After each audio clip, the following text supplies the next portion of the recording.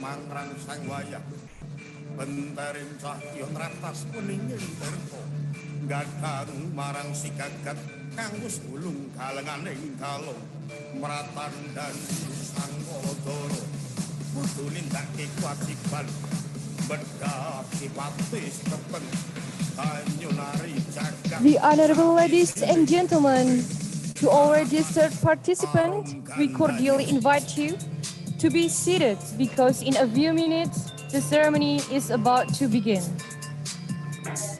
And if you enter the Zoom, please, to the respective online participant, we humbly ask to turn off your microphone to avoid any technical sound issue. Thank you. We will begin shortly.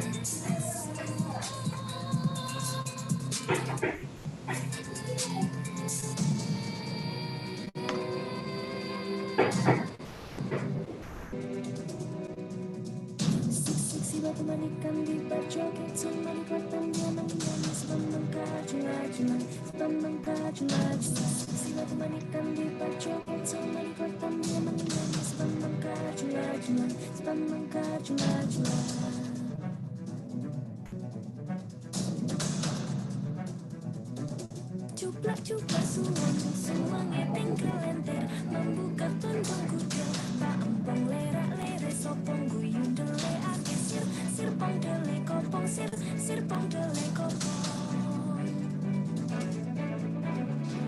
ampar pisangku belum masak sabigi diurung bari-bari manggalepok patah kayu pengkok dimakan api apinya cancuru rasa sayangi rasa sayang rasa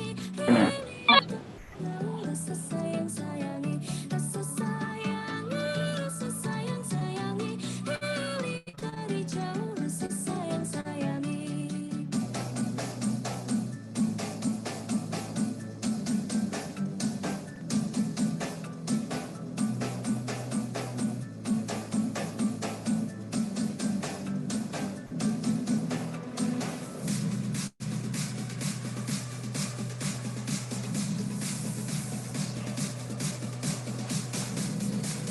I repeat to ladies and gentlemen, to all registered participants, we cordially invite you to be seated because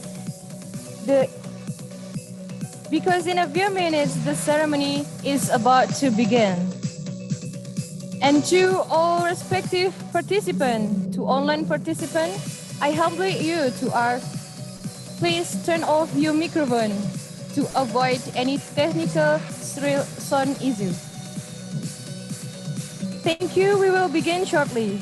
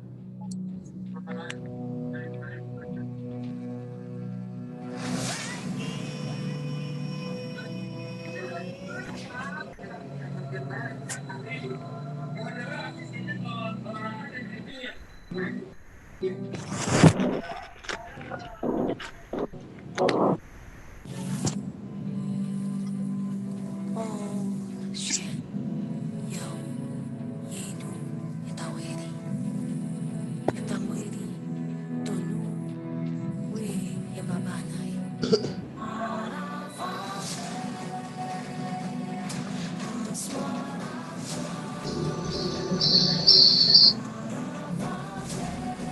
Wahi Pringkol Bangtan Bogor.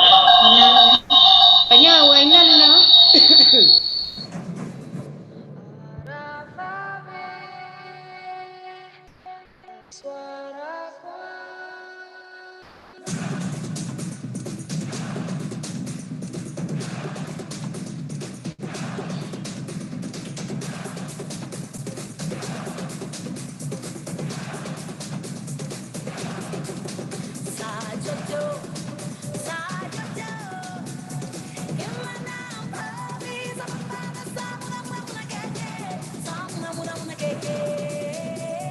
I repeat to the honorable ladies and gentlemen, to all registered participants, we cordially invite you to be seated, because in a few minutes, the ceremony is about to begin.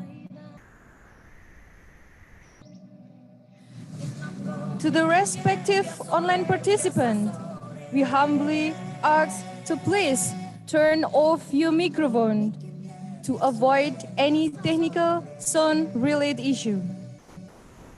Thank you. We will begin shortly.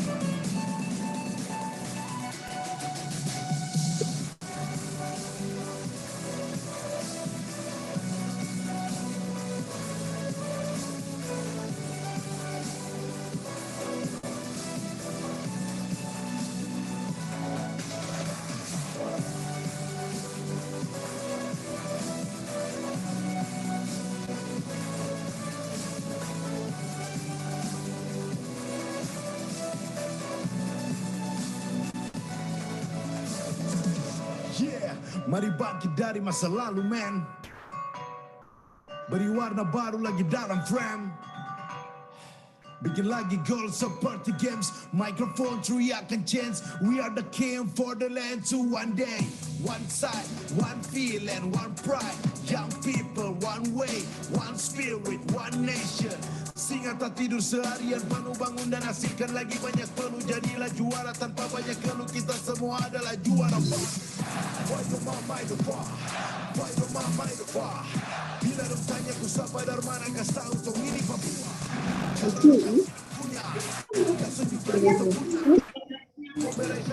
Profesional jadinya gitu mana ya? Mana kan katakan contoh. Tidak baik itu mana balam kamu? Hah?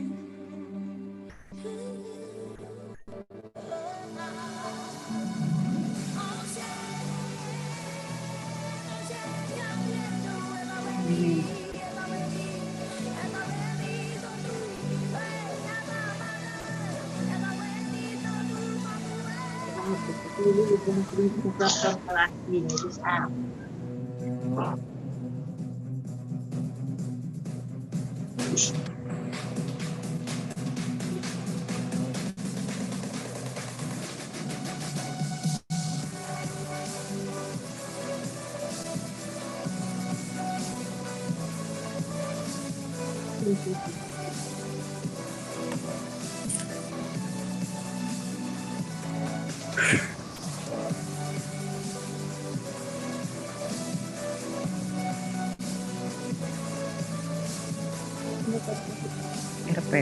PPB.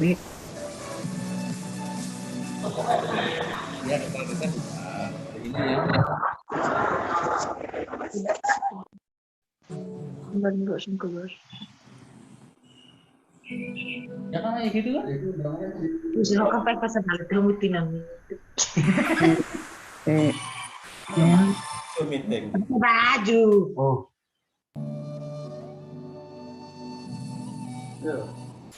Iya, coba.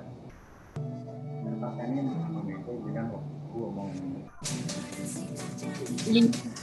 Sekolahan. Ulala, masih kok nggak pakai baju.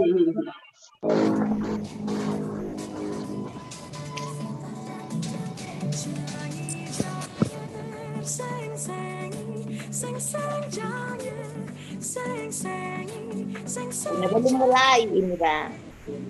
Saya keluar di sana. Belum jam 10.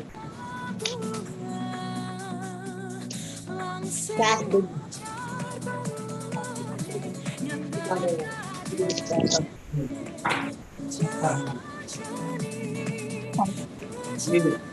Panas deh.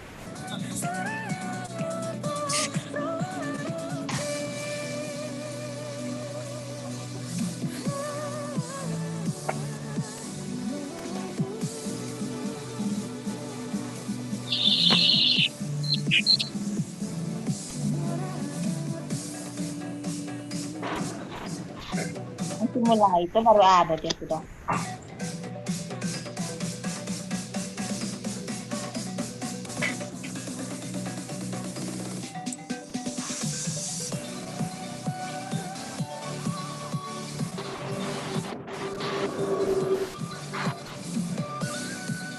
Saya tuh disuruh Zoom, webinar, simpul pangan feris domba, jam 9.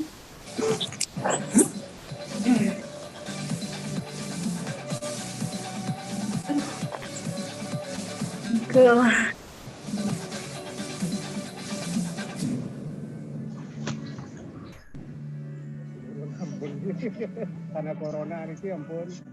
Nah, enggak masuknya kan kadang paksa kena sebut.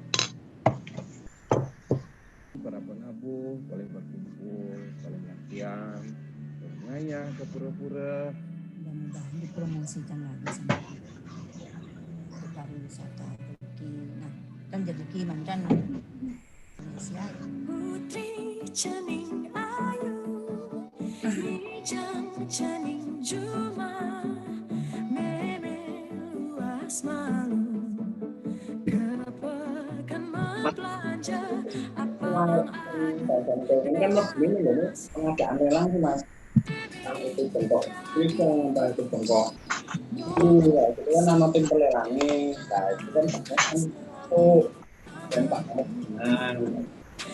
ini yang lawannya ya tadi gaji. Ya, di mama, mumpung hangat. Kalau dulu, mumpung petani ini udah tak. Oh, koyone ora.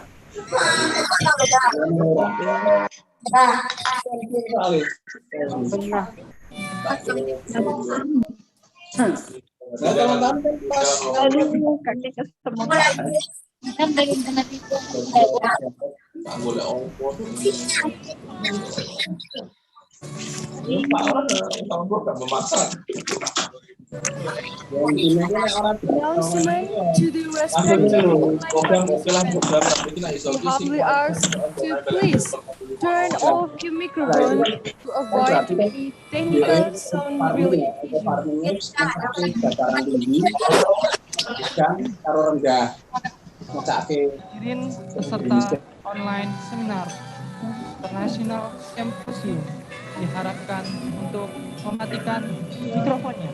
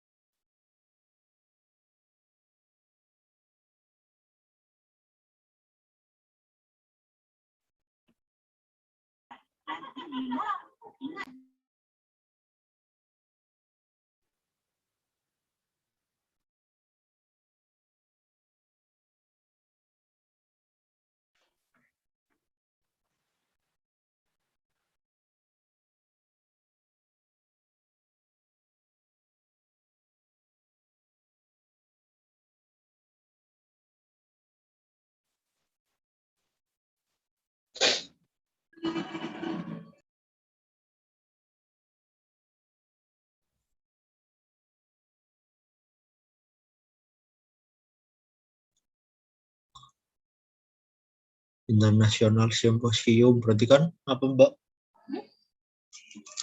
Kaya seminar ya. Bahasa Inggris mana seminar? Udah mulai ya.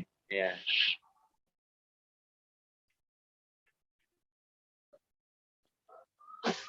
Terus mulai jam.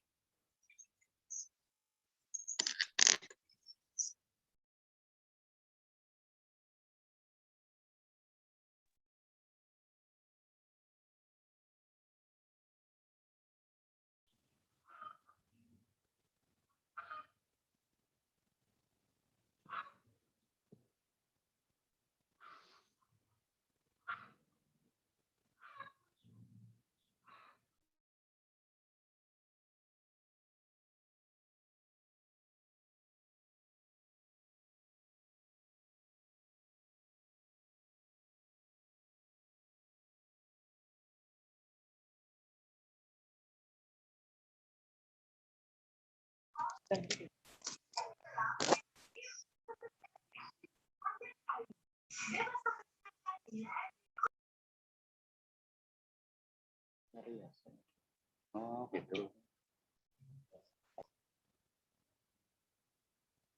Mutilah, kami akan biasa. Pemikir, pikir, kadang kurang sedikit.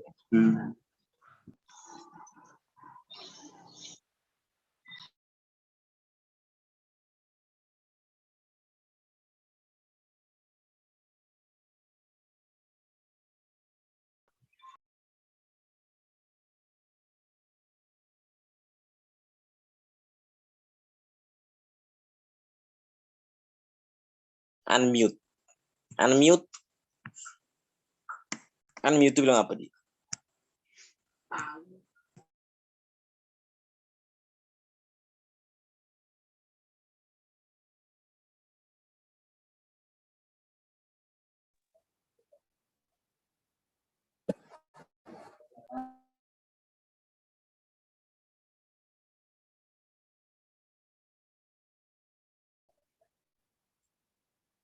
Unmute.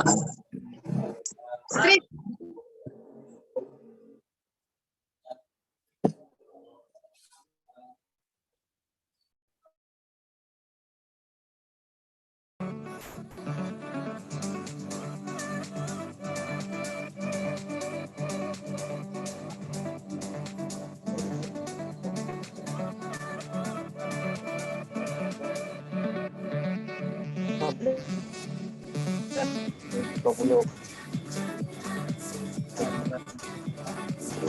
Enak minum apa? Aku tes lah. Siapa? Kopi lo.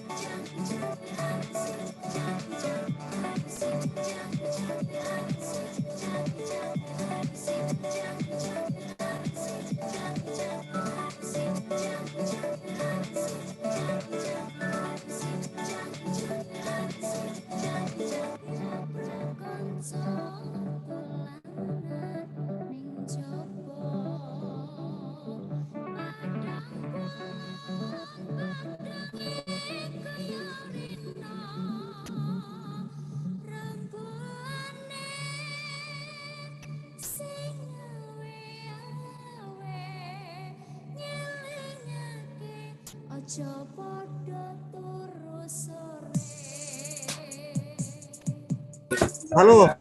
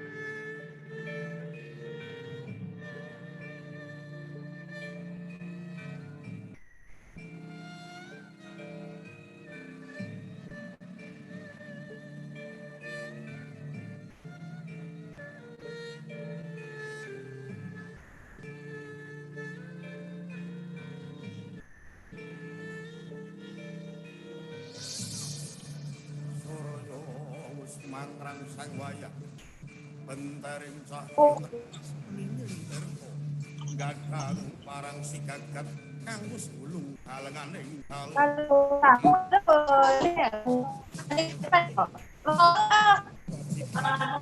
Berdaki pati si keteng Banyu lari jagat Sati sini Bing getaratan Suaranya belum jelas.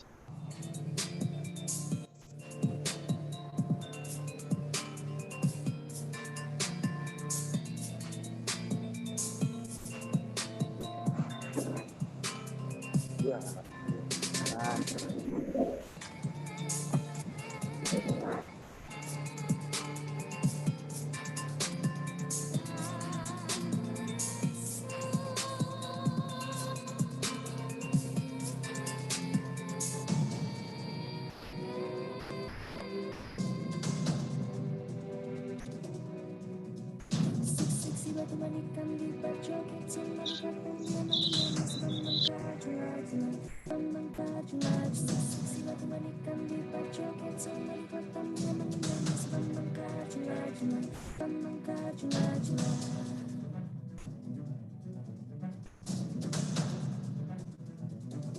Cuplak suwange tinggal lenter membuka tundung kudel tak empong lerak-lere sopong guyung dele ake sir pong dele kopong sir pong dele kopong ampar pisangku belum masak sabigi diurung bari-bari mangga lepok patah kayu pengkok dimakan api apinya cangcurupan rasa sayangi lihat dari jauh rasa sayangi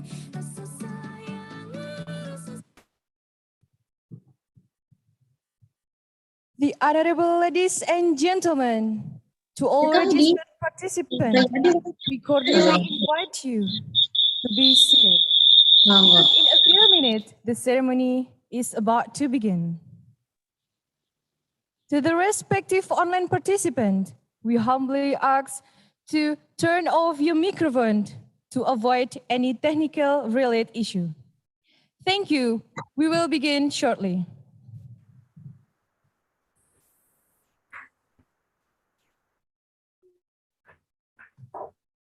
If you please have your attention to the big screen. This is a preview of Indonesian Agency for Agriculture Extension and Human Resources Development and Polytechnic Agriculture Development, Yogyakarta, Magelang. Please enjoy.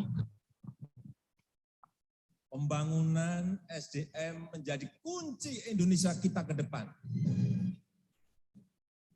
Dalam rapat terbatas, akselerasi penguatan ekonomi sektor pertanian dan perikanan, Presiden Republik Indonesia menegaskan pemerintah akan memperkuat ekonomi sektor pertanian.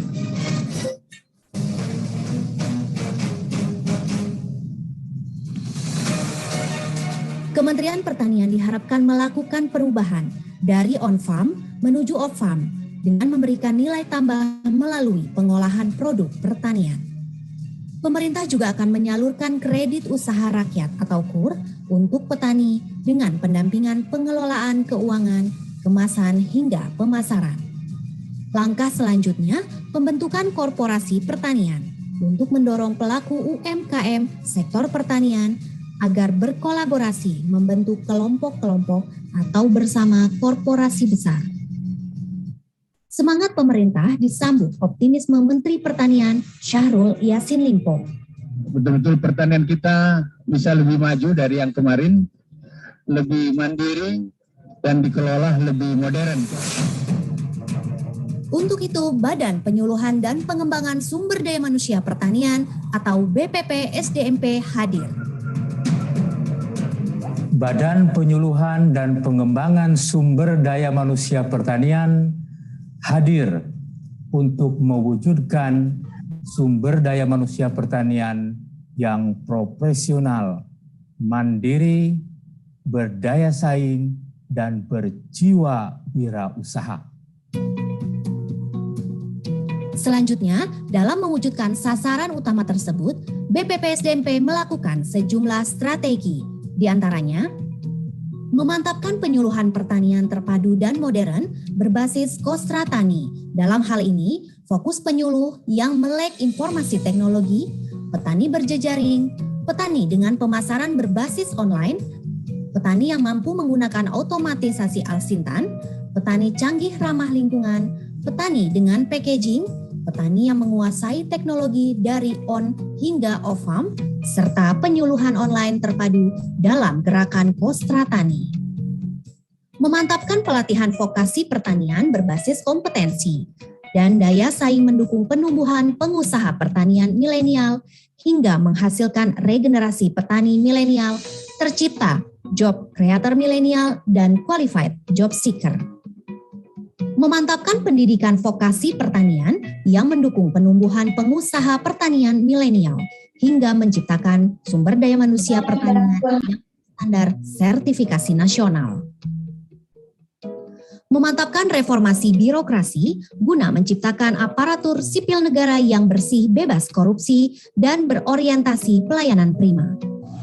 Untuk mewujudkan sasaran utama, BPP-SDMP memiliki struktur kerja, di antaranya Pusat Penyuluhan Pertanian atau Pusluhtan, Pusat Pelatihan Pertanian atau Puslatan, dan Pusat Pendidikan Pertanian atau Pusdiktan. Saat ini, BPP-SDMP memiliki 3 program aksi, yakni Gerakan Komando Strategis Pembangunan Pertanian di Kecamatan atau Kostra Tani, penyuluhan, pelatihan, dan pendidikan vokasi mendukung penumbuhan pengusaha pertanian milenial, penyuluhan, pelatihan, dan pendidikan mendukung program utama Kementerian Pertanian. Untuk mendukung Puslutan, Puslatan, dan Pusdiktan, pada tahun 2024, 5.646 unit Kostra Tani akan tersebar di seluruh provinsi di Indonesia. Selain itu, 10 balai pelatihan pusat yang terdiri dari PPMKP Ciawi, BBPP Lembang, BBPKH Cinagara, BBPP Ketindan, BBPP Batu, BBPP Binuang, BBPP Batang Kaluku, BBPP Kupang, Bapeltan Jambi, dan Bapeltan Lampung, serta 18 balai pelatihan daerah telah tersebar di sejumlah pemerintah daerah.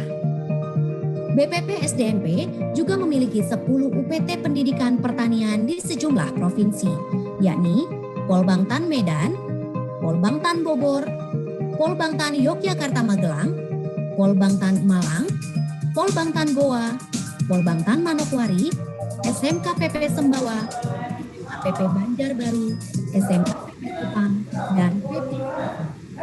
Bahkan ada 93 SMKPP binaan BPP-SDMP di 29 provinsi. Hingga saat ini, BPP-SDMP telah mencetak sejumlah penyuluh teladan dan petani pengusaha milenial serta petani komoditas.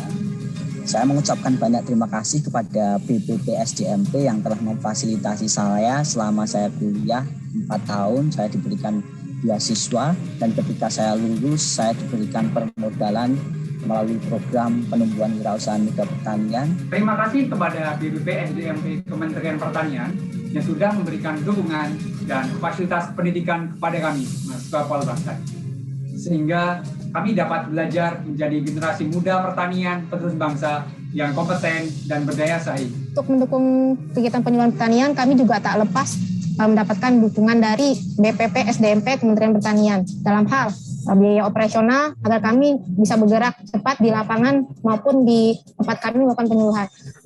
Kami, petani milenial, siap mendukung pertanian yang maju, mandiri, dan modern. Kami, mahasiswa Polbangtan, siap mendukung pertanian yang maju, mandiri, dan modern. Kami pertanian siap untuk mendukung pertanian yang maju, mandiri, dan modern.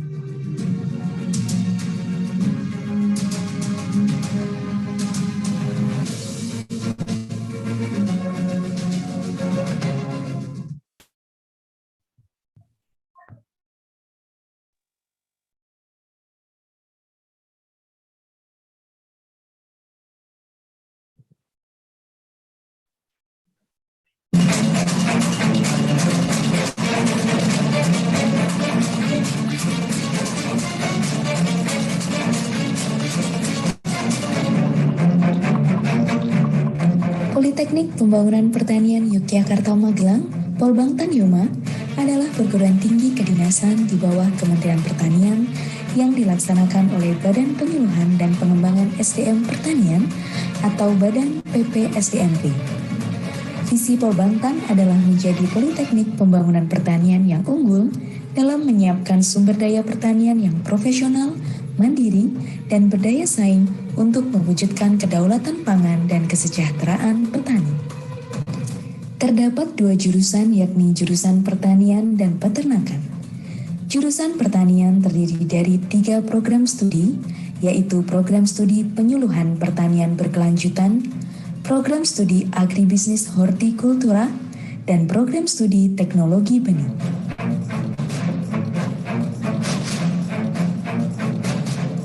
Jurusan peternakan terdiri dari 3 program studi, yaitu program studi penyuluhan peternakan dan kesejahteraan hewan, program studi teknologi produksi ternak, dan program studi teknologi pakan ternak.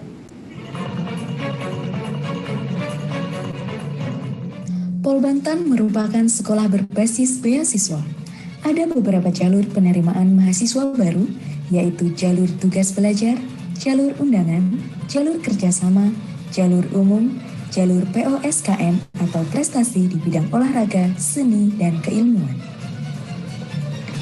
Seperti perguruan tinggi lainnya, Polbangtan berkewajiban menjalankan tridharma perguruan tinggi, yakni pengajaran, penelitian, dan pengabdian. Untuk menunjang hal tersebut, Polbangtan menyediakan fasilitas-fasilitas seperti perpustakaan, laboratorium teknologi benih, laboratorium perlindungan tanaman, laboratorium dasar, laboratorium produksi hasil ternak, peralatan tani modern, laboratorium produksi pakan ternak, dan laboratorium reproduksi ternak.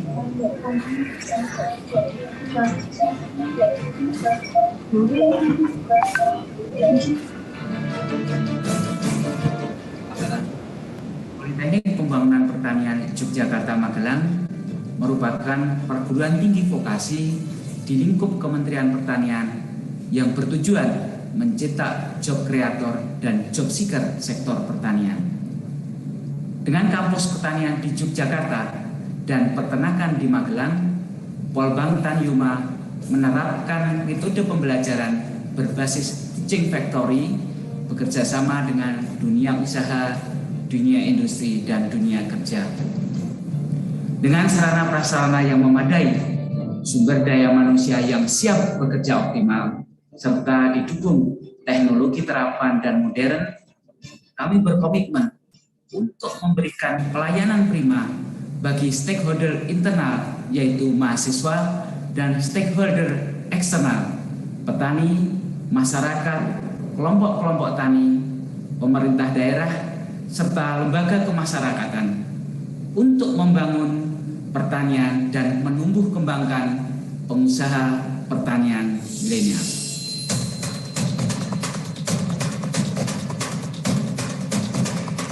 Salah satu keunggulan Polbangtan adalah memiliki unit penunjang akademik yang disebut dengan Teaching Factory atau yang lebih dikenal dengan TEFA. Dengan kebun seluas 33 hektar yang dikelola bersama dengan 20 perusahaan dan lembaga mitra, TEFA menjadi model pembelajaran bagi mahasiswa berupa praktik di dunia kerja. Membantu mahasiswa mampu berwirausaha dan menghasilkan produk sesuai dengan kebutuhan pasar.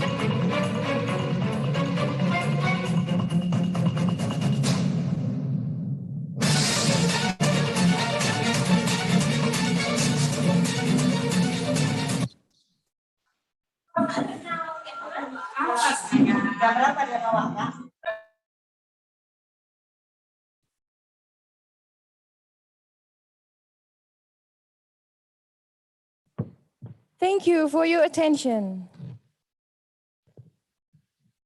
Now, before we begin today's opening ceremony, there will be an art performance of Mangastuti dance, performed by the student of Polytechnic of Agriculture Development, Yogyakarta, Magelang.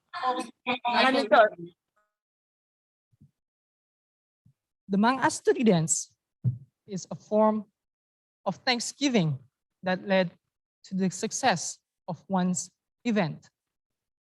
And it is a series of prayers, strings of hope. Mangastuti dance describes behavior full of harmony and compassion with the life in the world. The dance is identical with the plea of salvation that is offered to God Almighty. The dancers express it in shared joy of happiness, longevity, and in endeavor and glory.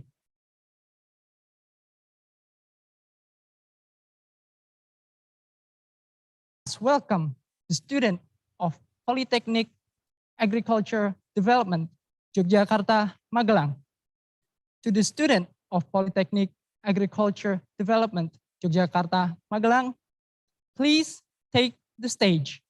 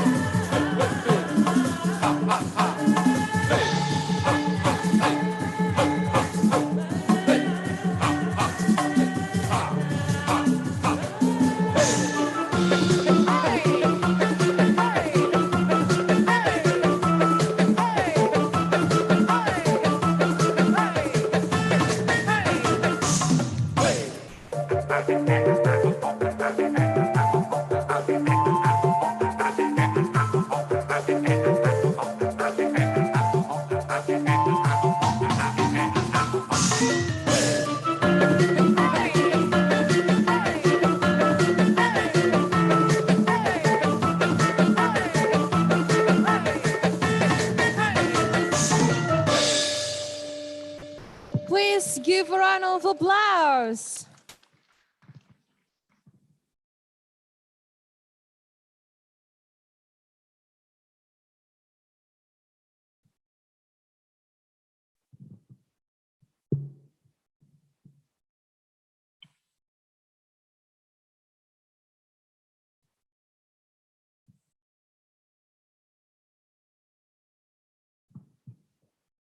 Moving to our main event, the opening ceremony to today's seminar. Good morning. Assalamualaikum warahmatullahi wabarakatuh.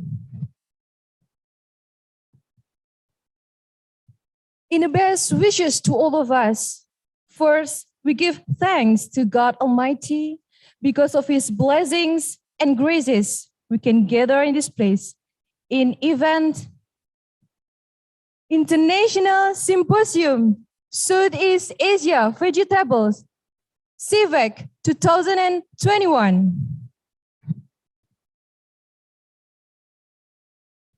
I say welcome the Honorable Dr. Syahrul Yassin Limpo, a Minister of Agriculture Indonesia. The Honorable Dr. Premnath, a Chairman of SEAVEG and a Chairperson of Vegetables Science International Network, VEGINET from India. The Honorable Professor Dedi Nursyamsi, Director General of Indonesian Agency for Agriculture Extension and Human Resources Development. The Honorable Dr. Siti Munifah, Executive Secretary of Indonesian Agency for Agriculture Extension and Human Resources Development. The Honorable Dr. Ida Widi Arsanti, Director of Indonesian Agency for Agriculture Education. The Honorable Dr. Bambang Sudarmanto, Director of Polytechnic of Agriculture Development, Yogyakarta, Magelang. And to all respective participants, we say welcome.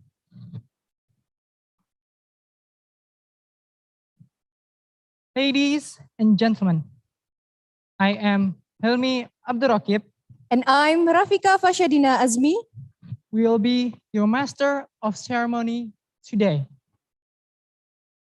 It is our pleasure this morning to welcome you to today's seminar, International Symposium, Southeast Asia Vegetable, SEAVEG 2021. Allow me to read to you our agenda for today's opening ceremony. First on our agenda is the singing of Indonesian national anthem, Indonesia Raya. To all participants, we humbly ask for you to stand for the singing of Indonesia national anthem. Please take a stand. Thank you.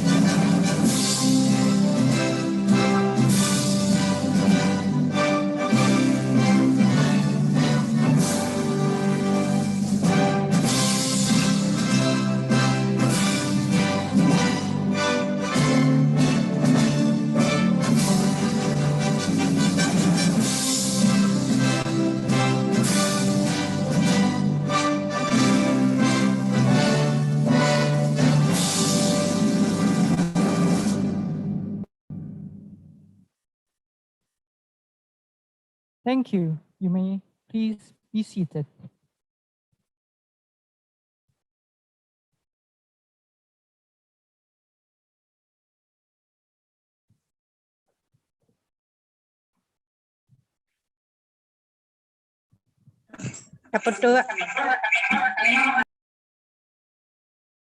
To start today's opening ceremony, a few words from the committee that will be presented by Dr. Bambang Sudarmanto. Please welcome to the stage Dr. Bambang Sudarmanto, Director of Polytechnic of Agriculture Development, Yogyakarta, Magelang. To Dr. Bambang Sudarmanto, the time is yours.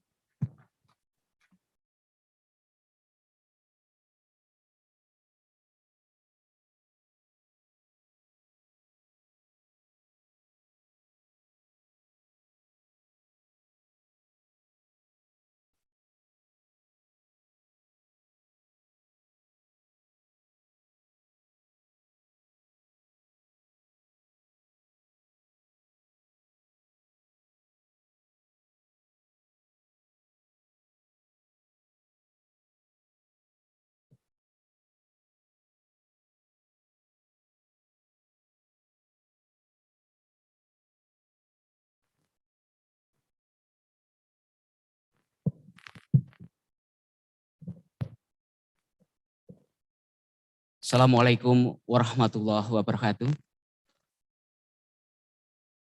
His Excellency, Minister of Agriculture of the Republic Indonesia, Dr. Syahrul Yassin Limpo, SH, MSc, MH,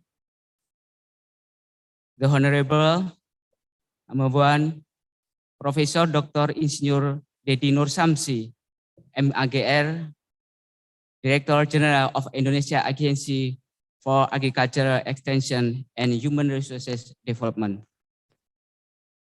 Honorable Dr. Ida Widi Arsanti, SPMP, Head of Agriculture Education Center. Thank you for coming, Bapak Heri Santoso, Vice Regent of Gunung Kidul Regency, and who are joined online. Honorable Dr. Prem Nats from Agriculture Science Foundation India. Honorable Dr. Marco Woperis from the World Vegetable Center, Taiwan. Honorable Professor Michael Henry Bohm from Hamburg University of Berlin, Germany.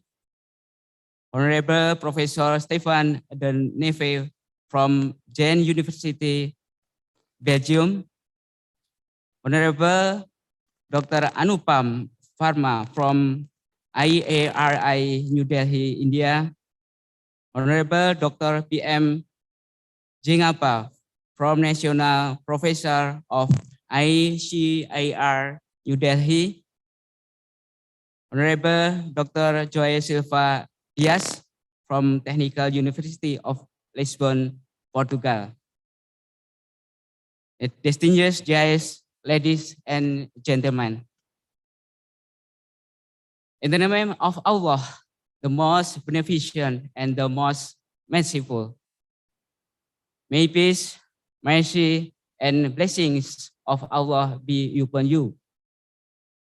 On behalf of the organizing community, I would like to welcome all of you to Yogyakarta Special Region, Indonesia, for the International Symposium 2021 of Southeast Asia Vegetable from 18 November to 20 November 2021 in Royal Ambarukmo Hotel, Yogyakarta.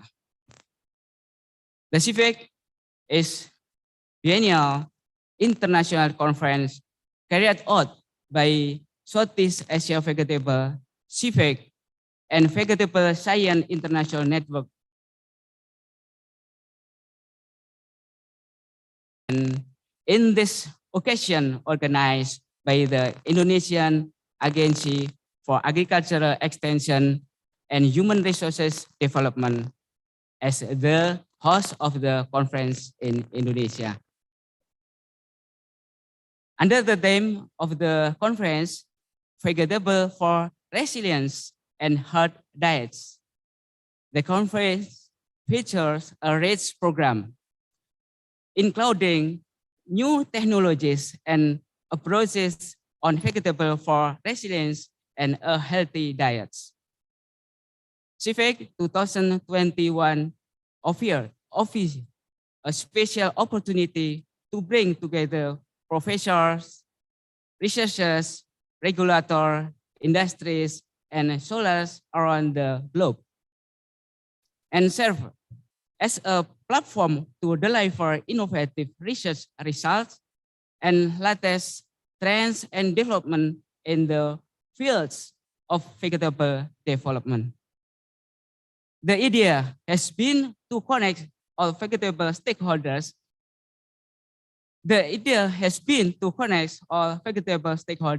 In research, production, and distribution, not only in the region but beyond.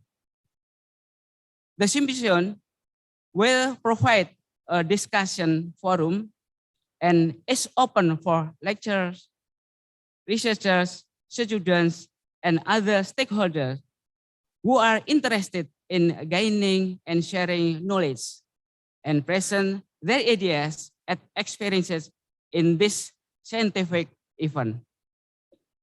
Ladies and gentlemen, all accepted and presented papers in this conference will have the opportunities to publish in proceedings submitted for publication to international publisher and proposed for indexation by Web of Science. The conference has received 103 submitted papers, whereby 68 papers have been accepted by the communities for presentation and have the opportunity to include it in the proceeding.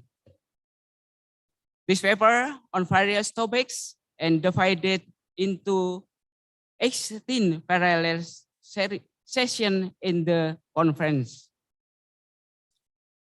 To all members of the organizing committees, the International Scientific Committee, the viewer, and the collaboration partners, we would like to thank all of them for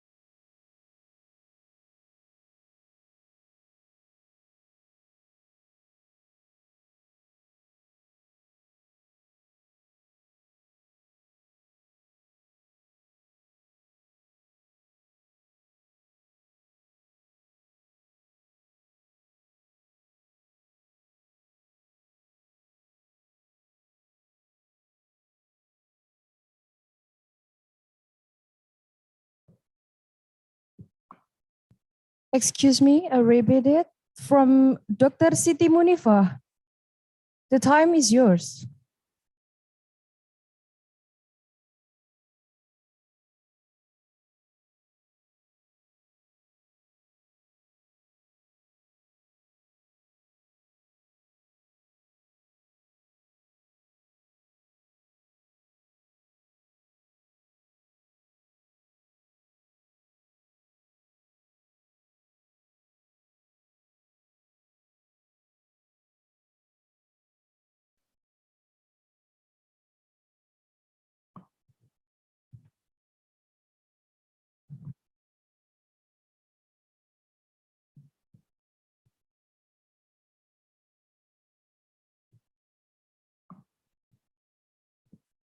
From Dr. Siti Munifa, the time is yours.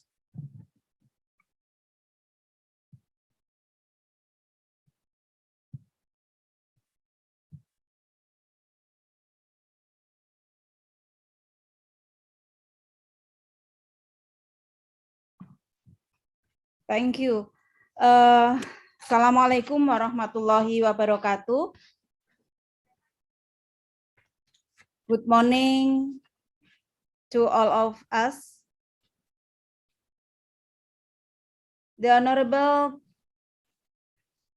Dr. Prem Nath from Agricultural Science Foundation, India. The Honorable Dr. Marco Wopres from the World Vegetable Center, Taiwan. Professor Michael Henry Bohm from Humboldt University of Berlin, Germany. Professor Stephen de Neef from Ghent University, Belgium. Dr. Anupam Pharma from IARI, New Delhi, India. Dr. PG Chengapa from National Professor of ICAR, New Delhi. Dr. João Silva Dias from Technical University of Lisbon, Portugal. Keynote speakers and chairperson, official and college of ministries and agencies, representative from private sector, NGOs, and universities, and media, and all participants, distinguished guests, ladies and gentlemen.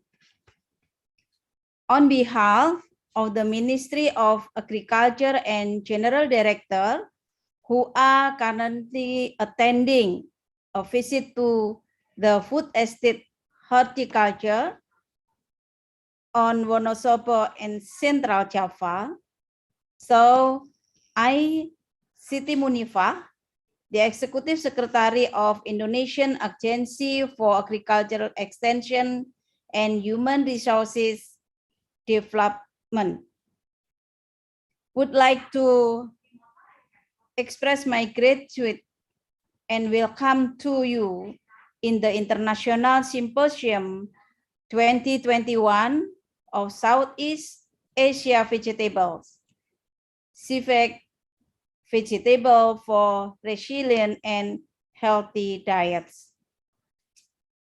It is with the great pleasure that we welcome each and every one of you on this fine day in excellent condition and health.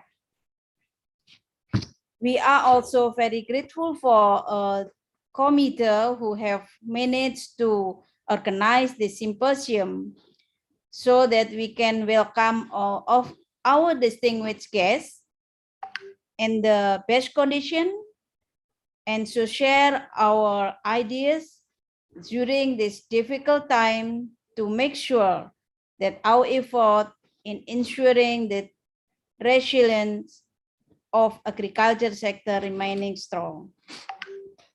I hope we all can significantly give more contribution to the nation advancement in the not too distant future.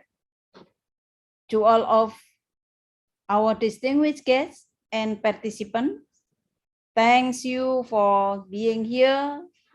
Welcome and enjoy the symposium with 5 teams. Thank you. Assalamualaikum warahmatullahi wabarakatuh.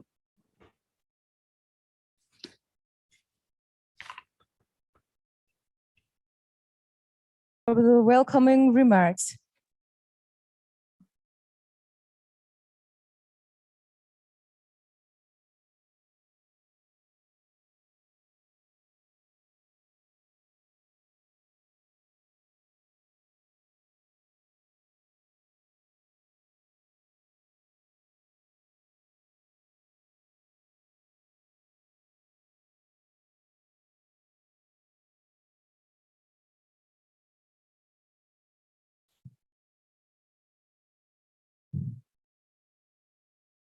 And now, for the official opening of today's ceremony, International Symposium, Southeast Asia Vegetable, by the Minister of Agriculture, Indonesia, that will be represented by Dr. Ida Widi Arsanti, Director of Indonesia Agency for Agriculture Education.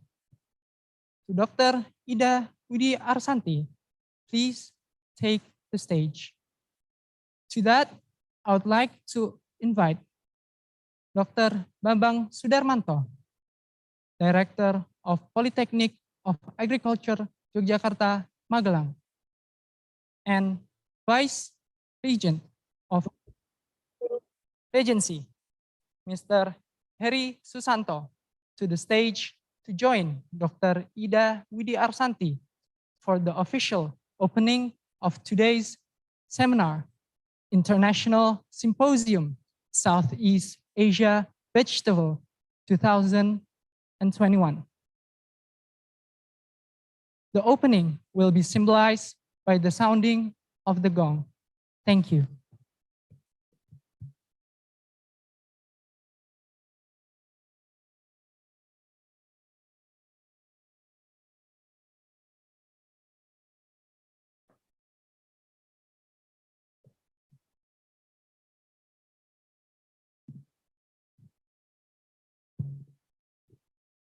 We say Bismillahirrahmanirrahim. We officially open the International Symposia of Southeast Asia Vegetable.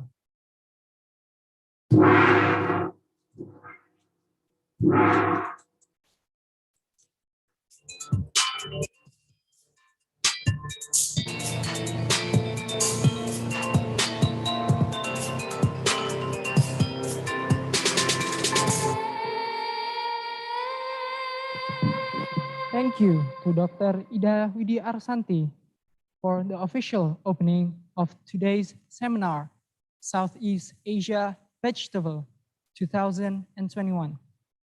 You may please be seated.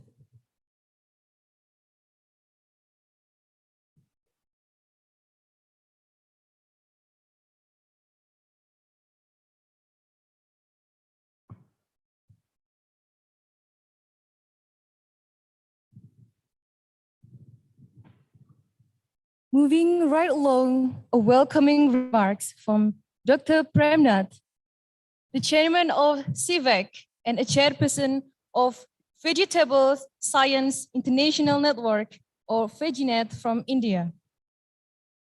Please let us welcome to Dr. Premnath. To Dr. Premnath, the time is yours.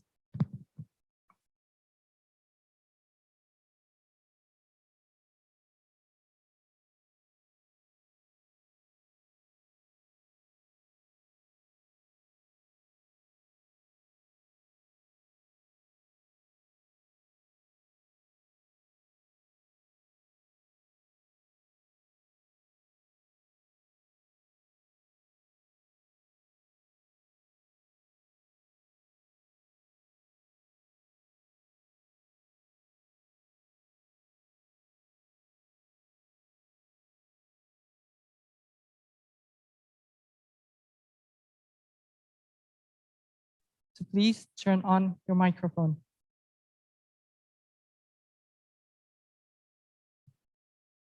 Excuse me, Dr. Premnath, sorry, please to turn on your microphone.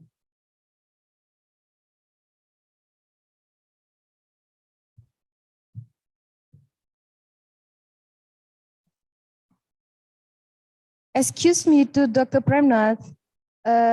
Please turn on your microphone because your microphone is still off.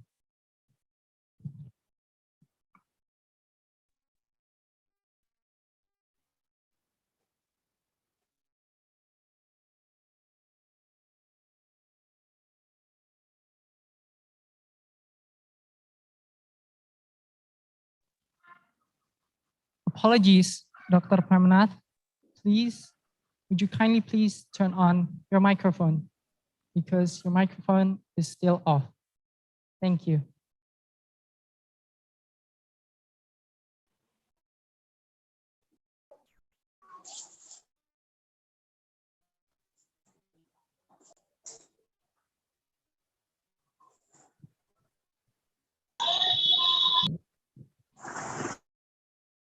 Excuse me to Dr. Premnath. Please turn on your microphone because your microphone is still off.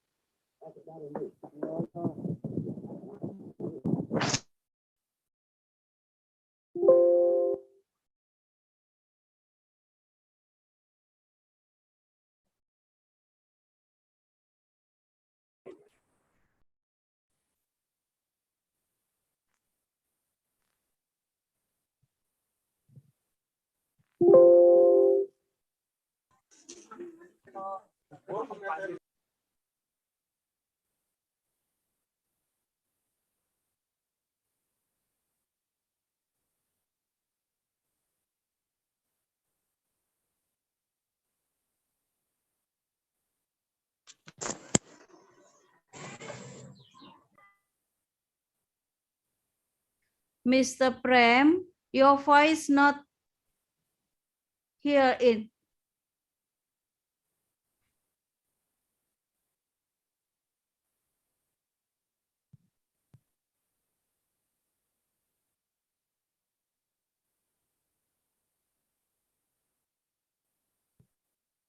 Apologies, Dr. Prem.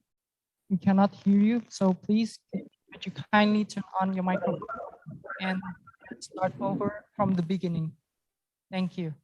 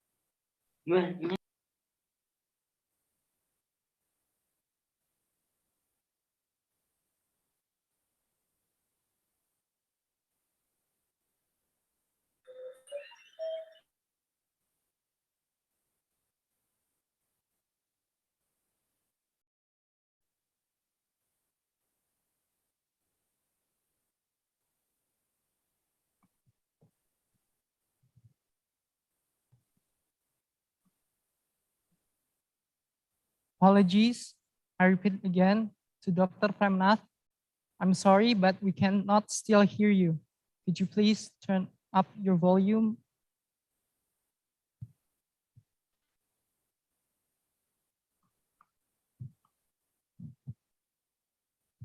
Or you may use headset.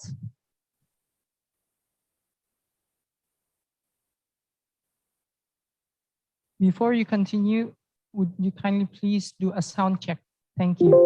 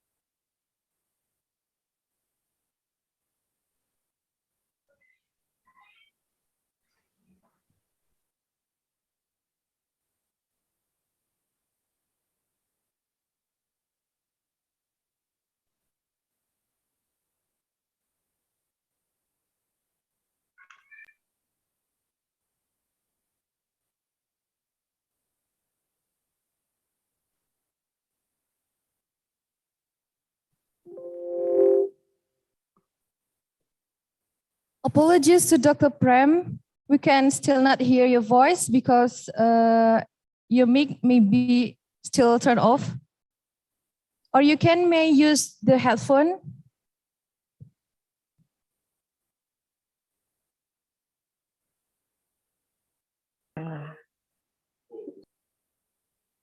Or you can check the sound to check we hear or not.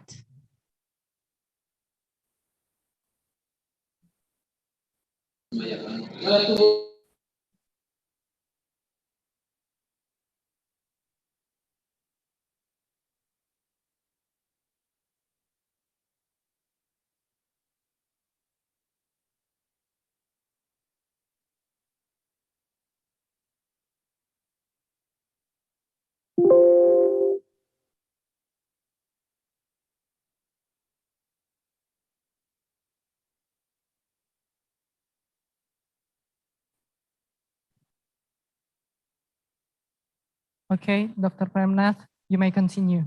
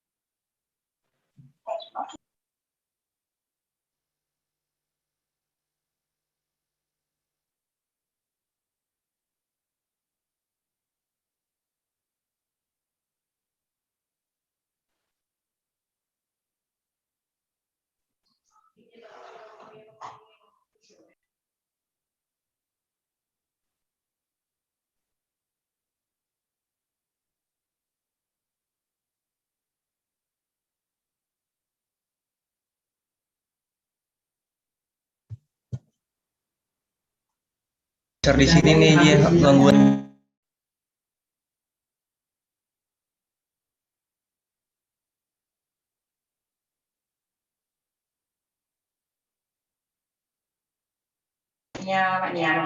Enggak ada.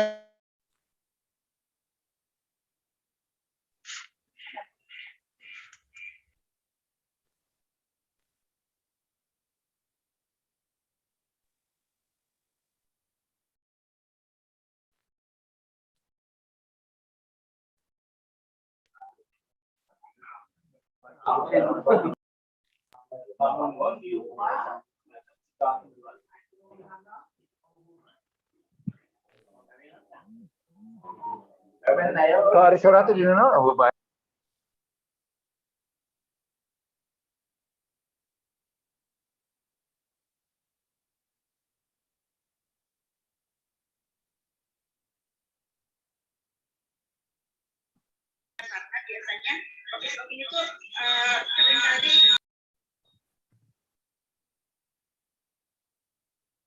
Thank you to Dr. Premnath. Apologies, due to technical issue, we kindly ask of you to send us a pre-recorded welcoming remarks. Thank you.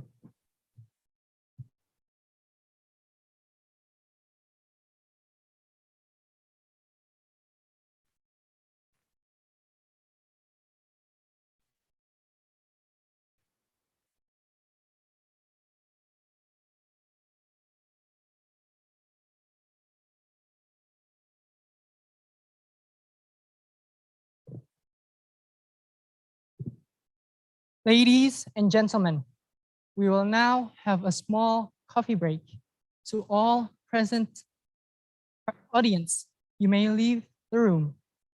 And to all online participants, we humbly ask for you not to exit the Zoom call because we will begin our seminar shortly. Announcement to the chairperson of this seminar and the scientific committee and the notary, please make your way to Pandega 2. Invited guests we invite you to our showroom outside that is a showcase of the products that is produced by the student and partners of Indonesia Agriculture Ministry. Thank you. You may leave the room.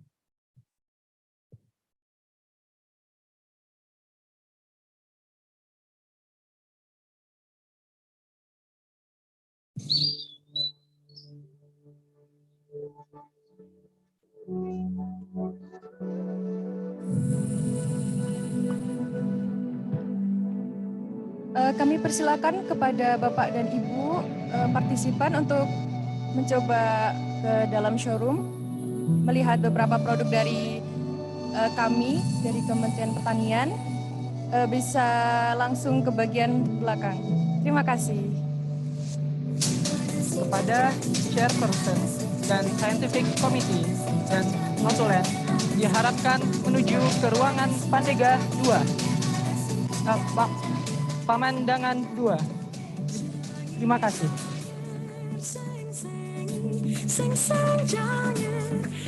Untuk online partisipan dimohon tidak meninggalkan Zoom meeting. Terima kasih.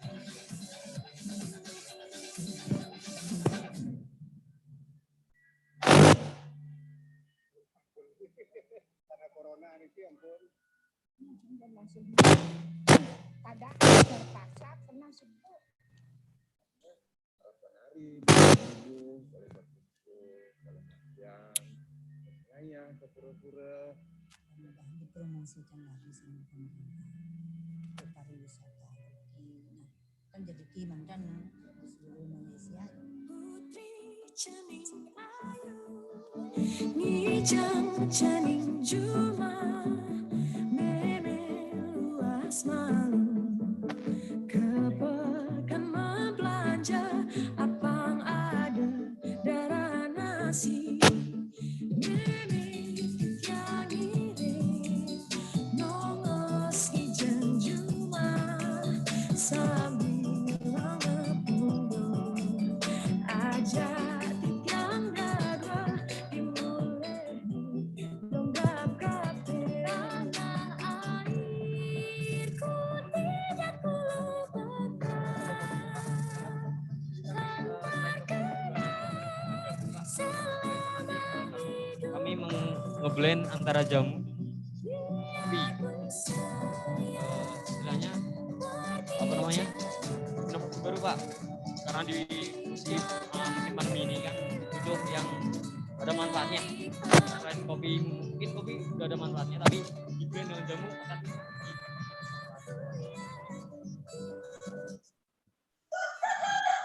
selama ini kami setelah sudah dicoba-coba dan trial Pak, dan hasilnya alhamdulillah nggak ada efek samping yang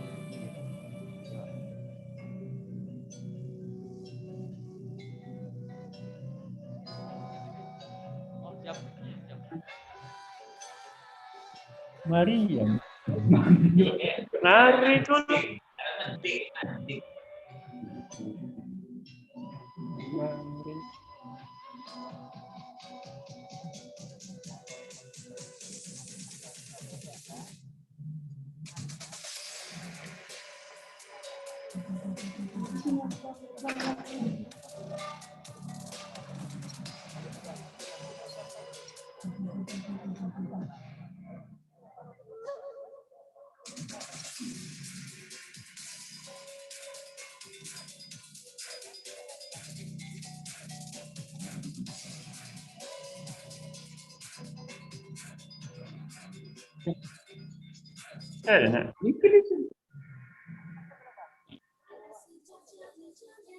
Enak. Enak. Ya.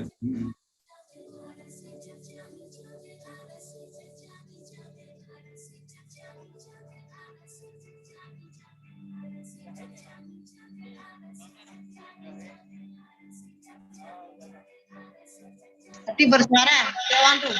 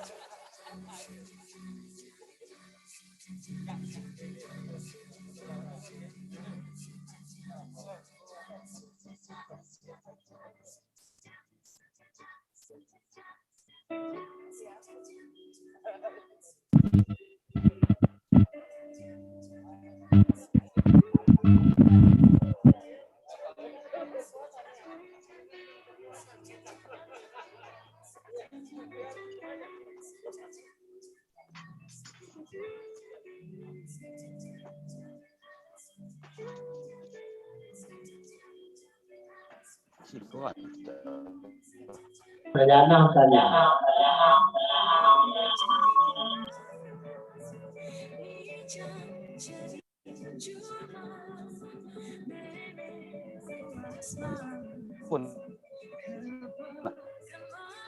Lalu.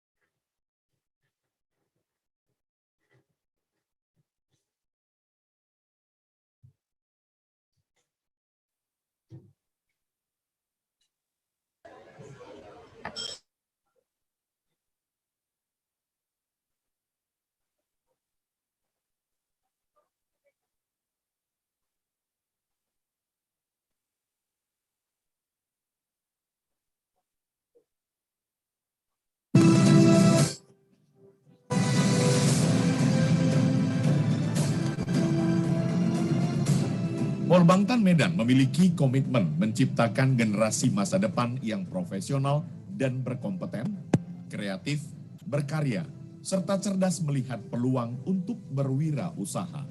Polbangtan Medan, pendidikan vokasional yang menyelenggarakan Tridharma Perguruan Tinggi.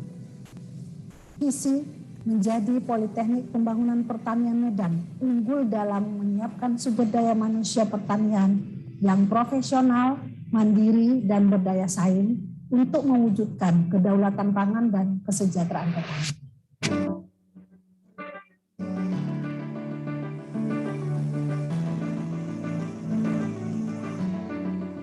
Polbangtan Medan hingga saat ini menjaga konsistensinya untuk melahirkan lulusan yang siap bekerja menjadi wirausahawan dan menjadi penyuluh berbasis teknologi. Untuk menghasilkan SDM yang unggul, Polbangtan Medan. I would like to remind to the chairperson, the scientific committee, and the notary to please head to Pamandangan 2. Thank you.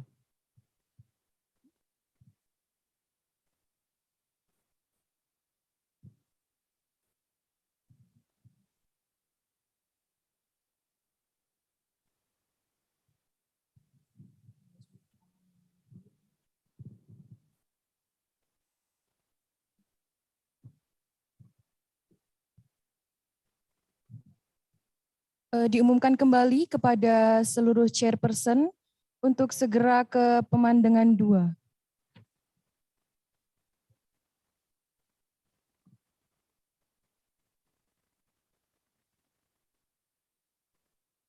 Penyuluhan pertanian dengan memberikan pelatihan kepada penyuluh untuk meningkatkan kompetensi penyuluh dan kemudian melakukan pembinaan desa mitra dalam upaya peningkatan kompetensi anggota kelompok tani. Untuk pengabdian masyarakat, Polbangtan Medan tidak hanya bertujuan untuk meningkatkan kemampuan para lulusannya, tetapi juga berupaya meningkatkan kemampuan para petani sehingga para anggota kelompok tani menjadi andalan untuk peningkatan produktivitas pertanian di daerahnya masing-masing.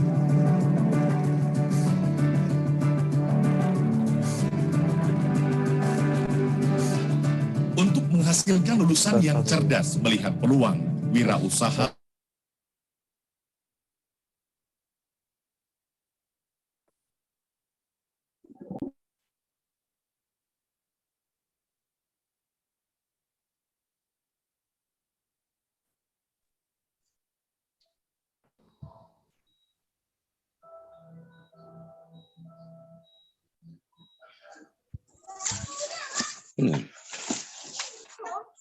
ini kasih ko kerja rawan lagi kaja lah kartu dah jamate namun cak jujurna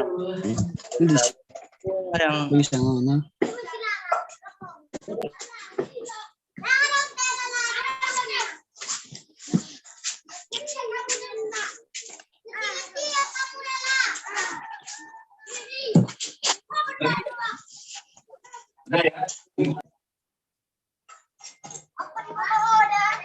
oh ya enggak biasa lagi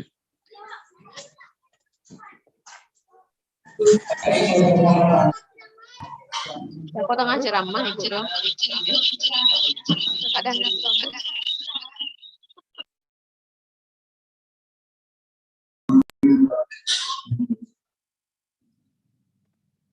lumayan mulai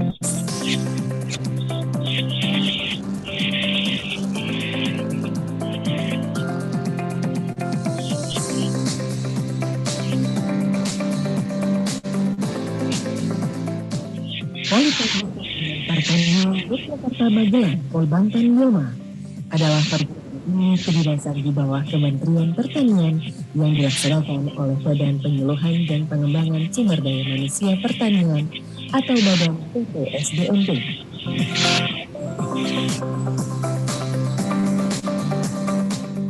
Visi Polbangtan adalah menjadi politeknik pembinaan pertanian yang unggul dalam menyiapkan sumber daya manusia pertanian yang profesional, mandiri, dan berdaya saing untuk mewujudkan kedaulatan pangan dan kesejahteraan petani.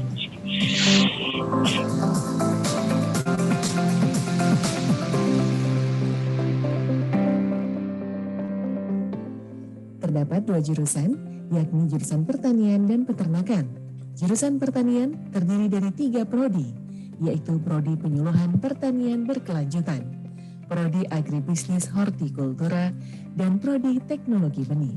Sedangkan jurusan peternakan terdiri dari 3 prodi, yaitu prodi penyuluhan peternakan dan kesejahteraan hewan, prodi teknologi produksi ternak, dan prodi teknologi pakan ternak.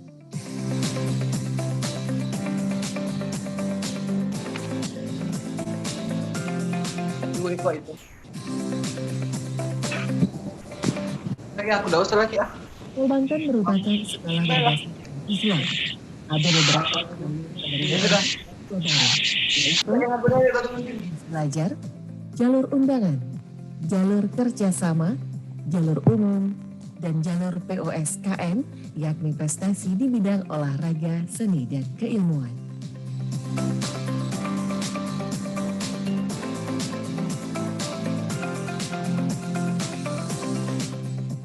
Seperti perguruan tinggi lainnya, Polbangtan berkewajiban untuk menjalankan tridharma perguruan tinggi, yakni pengajaran, penelitian, dan pengabdian.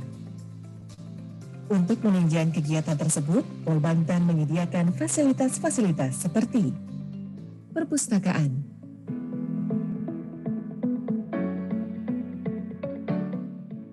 laboratorium teknologi benih,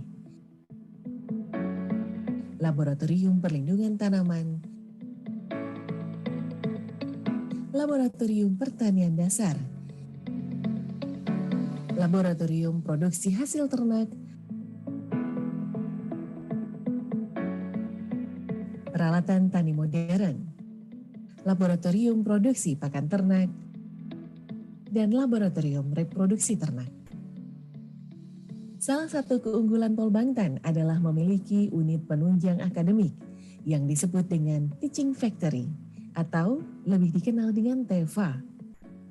Dengan kebun seluas 33 hektar yang dikelola bersama dengan 20 perusahaan dan lembaga mitra, TEFA menjadi model pembelajaran bagi mahasiswa berupa praktek di dunia kerja, membantu mahasiswa mampu berwirausaha dan menghasilkan produk sesuai dengan kebutuhan pasar.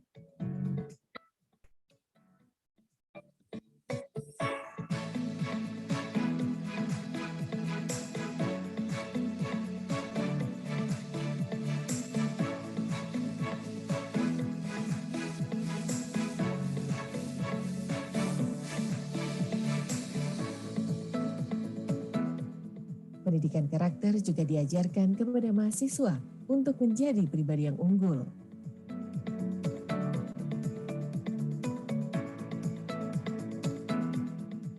Di antaranya adalah rajin dan tertib beribadah, memiliki sifat disiplin, dan cinta terhadap lingkungan dimanapun berada.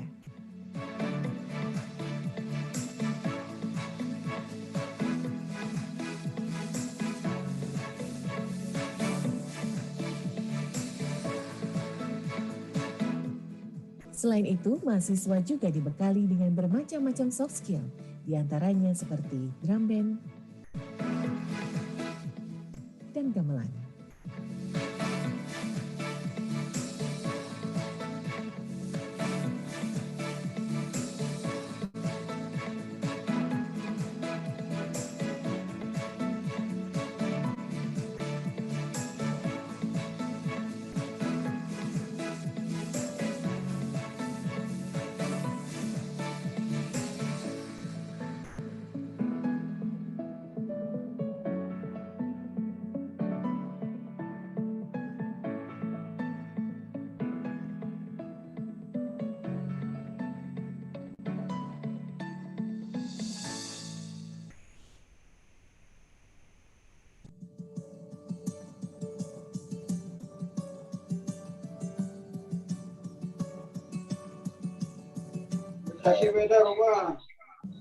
Malang Agricultural Development Polytechnic or Polbantan, an official state university established in 1986 in Malang, East Java.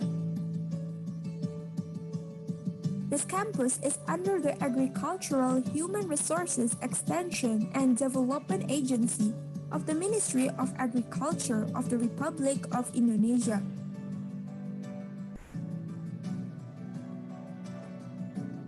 Through a creative and innovative vocational education in agriculture that is in line with the needs in the industrial sector, government, and society, Polbantan Malang commits to continue supporting agricultural development to develop Indonesian food sovereignty.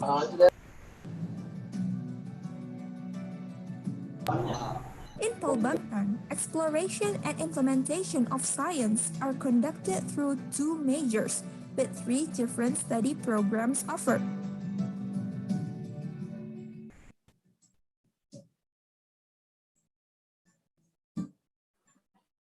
Polbantan provides a place to achieve dreams while collaborating with industries, business, government agencies, and the community. Polbantan also directly contributes to the agricultural community programs held by the Ministry of Agriculture, which are spread nationally and distributed to all corners.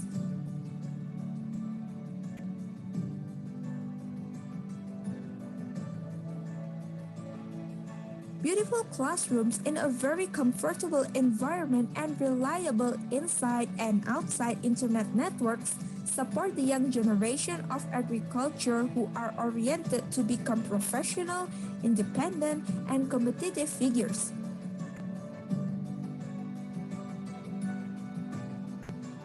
In the end, Polbantan will produce graduates with soft skills and the spirit of agro-sociopreneur. They will become persons with faith and purity, a noble character, and a soul service to the nation and country. Polbantan is an official agricultural campus that develops brave people who takes the challenges of civilization. The resulting academic community and alumni have proven themselves in making a real contribution to developing state agriculture and as a tangible form of assistance to human regeneration qualified agriculture. We believe that the sincerity and professionalism of the Malang Polbantan community in serving in the agricultural sector will impact the welfare of farmers and the public.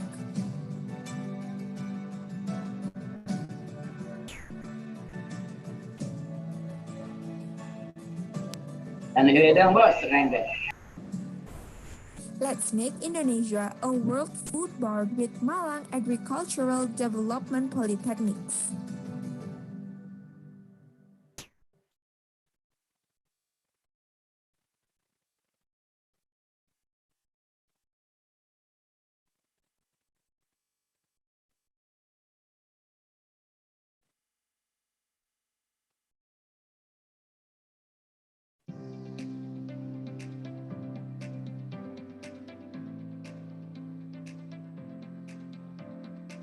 Politeknik Pembangunan Pertanian Goa adalah perguruan tinggi di lingkungan Kementerian Pertanian yang menyelenggarakan pendidikan tinggi program vokasi dalam berbagai rumpun ilmu terapan untuk mendukung pembangunan pertanian.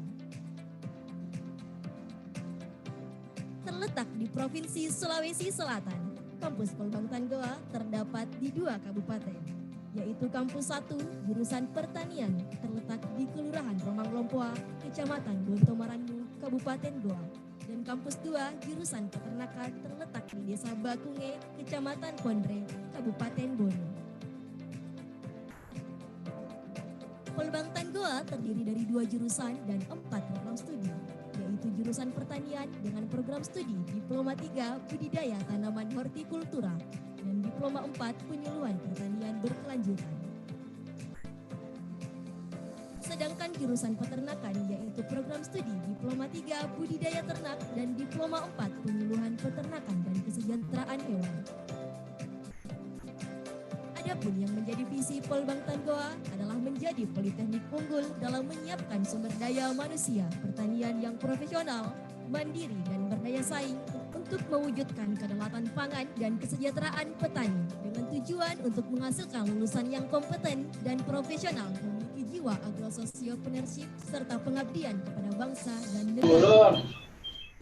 Salah satu program menunjang keberhasilan lulusan mahasiswa Polbangtan Goa sebagai agro-sosiopreneur adalah program penumbuhan wirausahawan muda pertanian yang digagas oleh Pusat Pendidikan Pertanian BPP SDMP. Melalui KWMP, generasi milenial diharapkan bisa menghadirkan inovasi, juga menjadi penggerak, penggagas, dan pencipta gagasan besar di berbagai dimensi ruang dan waktu kehidupan. Polbangtan Goa juga memiliki teaching factory yang diarahkan menjadi tema perkebunan khususnya tanaman kakao.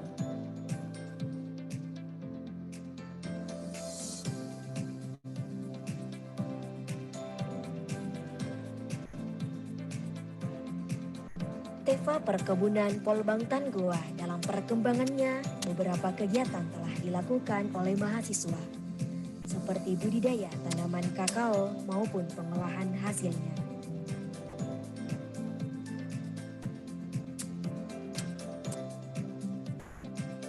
Saat ini, pabrik kakao di Polbangtan Goa sudah mencapai tahap akhir. Diharapkan agar pabrik ini dapat mendukung program tema perkebunan kakao di Polbangtan Goa, serta dapat membantu pengolahan hasil hingga tahap penjualan, terutama bagi mahasiswa, baik program PWMP maupun praktikum dan perkuliahan.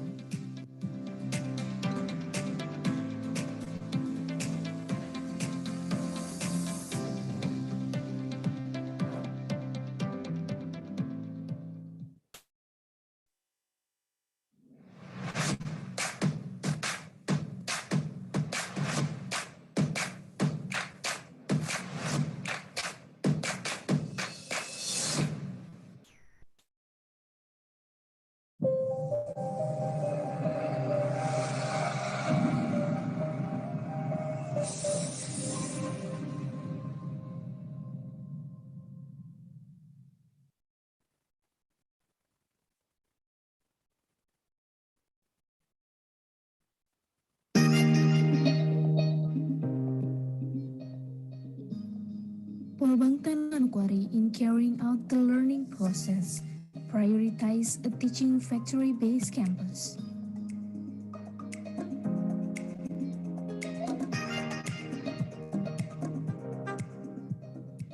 Students of the Sustainable Agricultural Extension Study Program regularly carry out the process of planting rice to harvesting.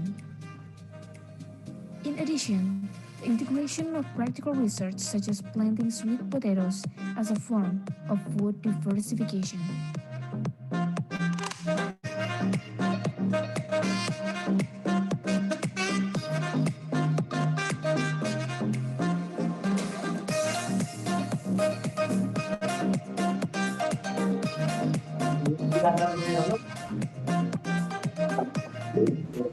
On top,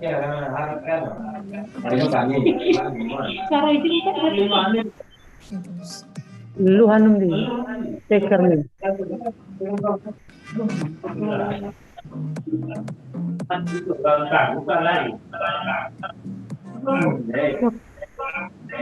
Itu dan kau fokusan. Chickens, which are managed intensively.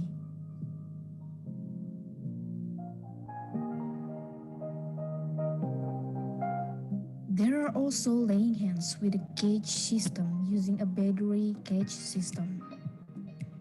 The health of cattle is regularly monitored. In addition, there are also pigs and goats, which are all used for student learning.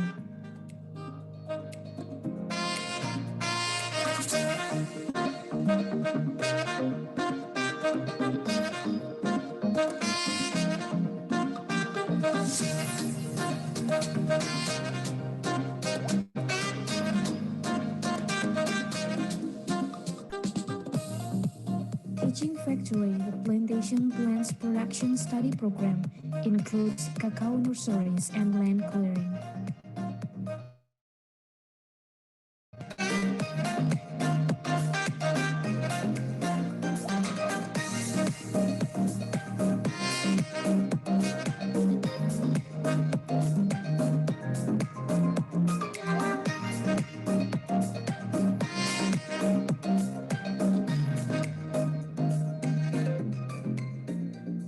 The teaching factory of Polbangtan Manokwari is supported by agricultural equipment and machinery units that support students' practice activities.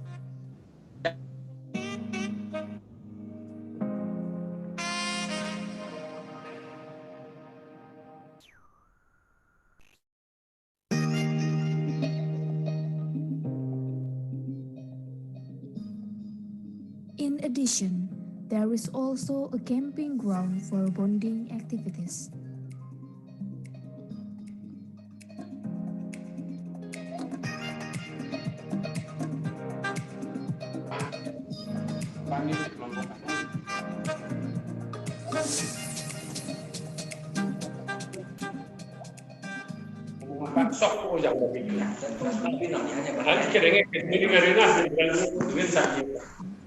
Who are competent, innovative, and have an agro-sociopreneurship spirit.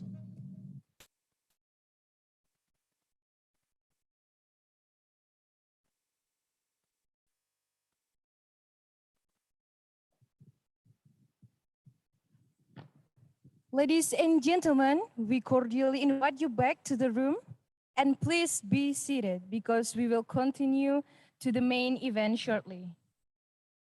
Kepada seluruh peserta dimohon untuk kembali ke tempat duduk masing-masing karena acara akan segera kami mulai. Terima kasih. Patang atus iki. Mbak.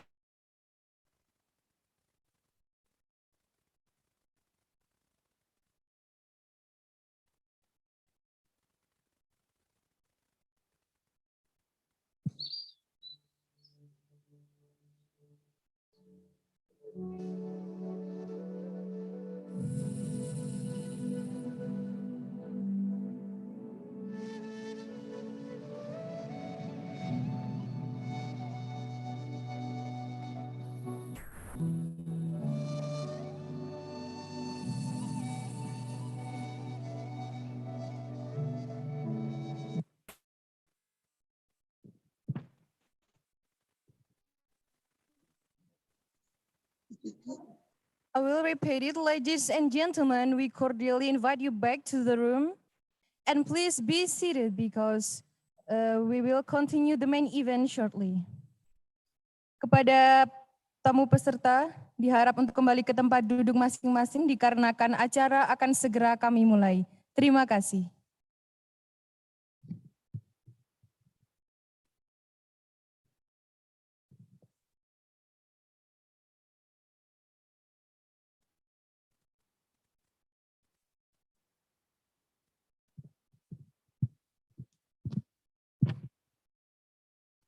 Now to begin our main event, the start of this international symposium. So it is Asia Vegetable 2021. Allow me to introduce you the head chairperson of this international symposium, SEAVEG 2021, Dr. Witono Adiyoga. Dr. Witono Adiyoga is a researcher in the Indonesian Vegetable Research Institute since 1982. His field of study concentrates on social economic and the study of vegetables crops. To Dr. Witono Adiyoga, the lead is yours.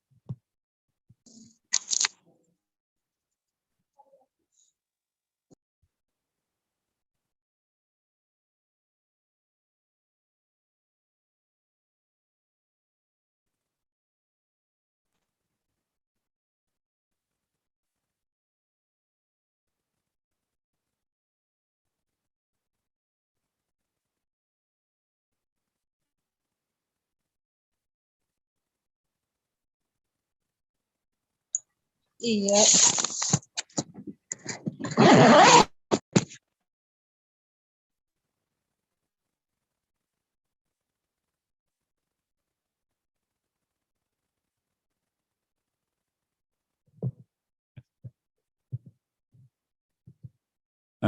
Good morning, distinguished guests, participants, and also ladies and gentlemen. Welcome to the International Symposium of Southeast Asia Vegetable with the theme of Vegetable for Resilience and Healthy Diets. So this morning we will be having 3 keynote speakers. So the first keynote speakers is from the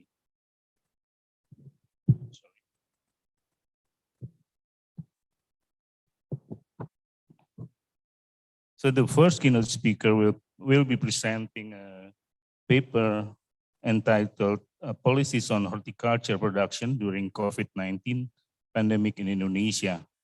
It's supposed to be presented by Professor Dedi Nur Samsi, but because he has an important occasion to attend, it will be presented by Dr. Ida Widi Prasanti.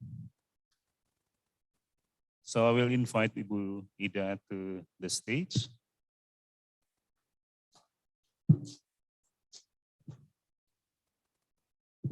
So before we start the presentation, allow me to read the short CV of Ibu Ida Widi Arsanti. So she got her BS degree from the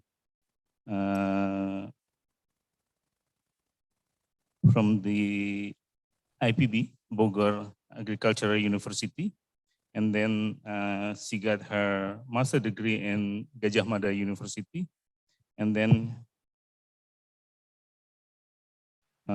Humboldt University of Berlin in Germany.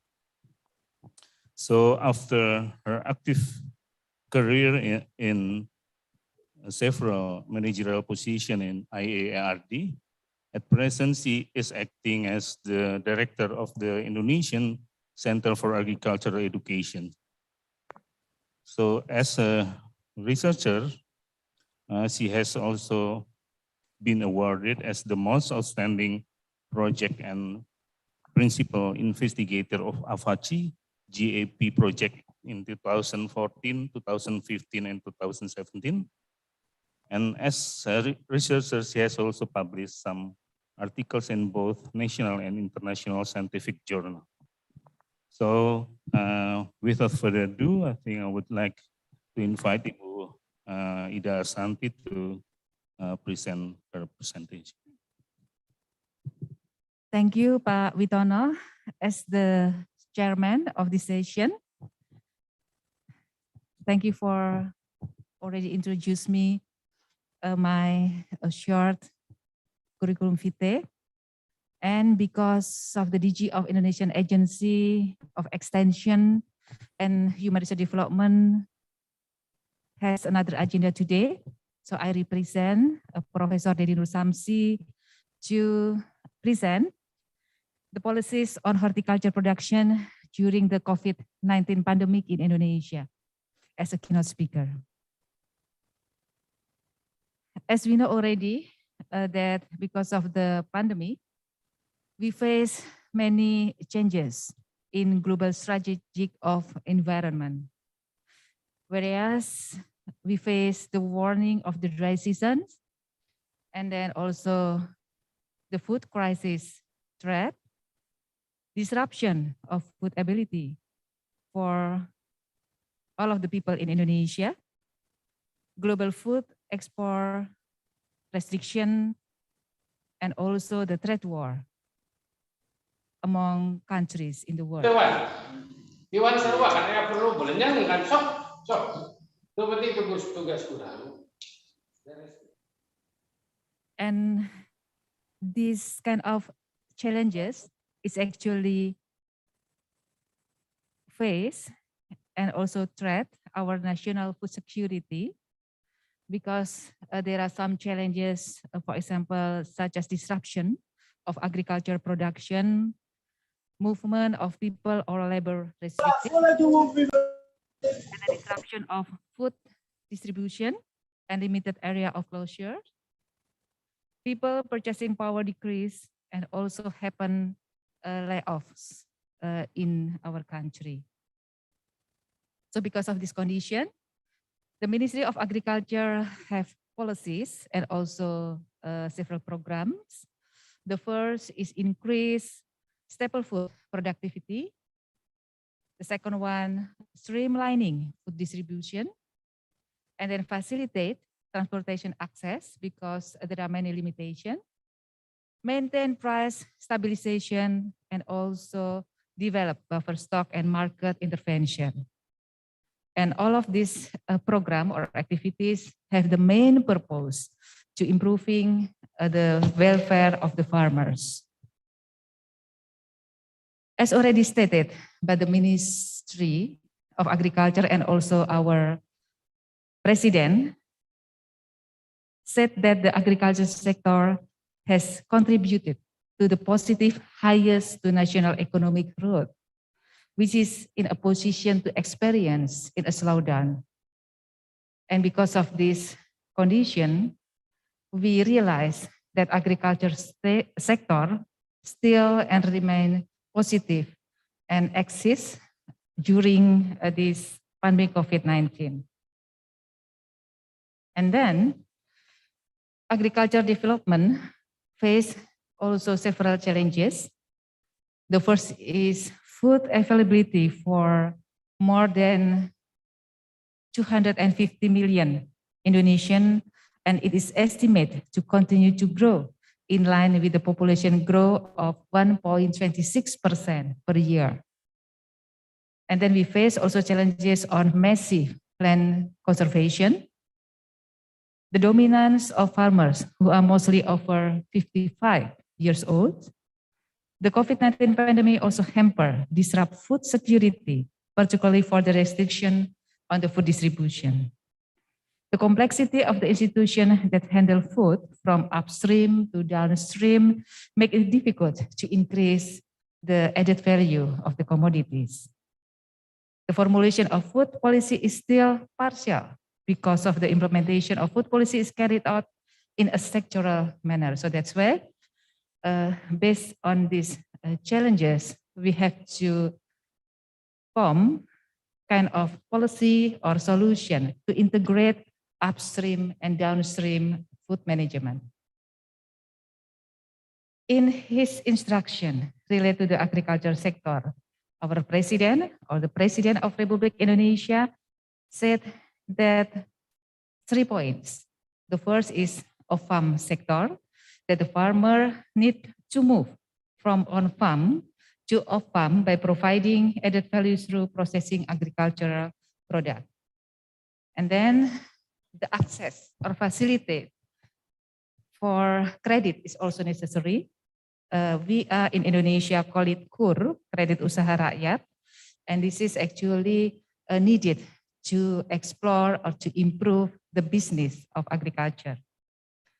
And then farmer also working in the economic scale, whereas we can work, we can do the integrated farming in the farmer corporation. So it is very important to achieve the economic scale, because in some areas of Indonesia, we face a very limited land, and then the ownership of the land is only not more than 1 hectare.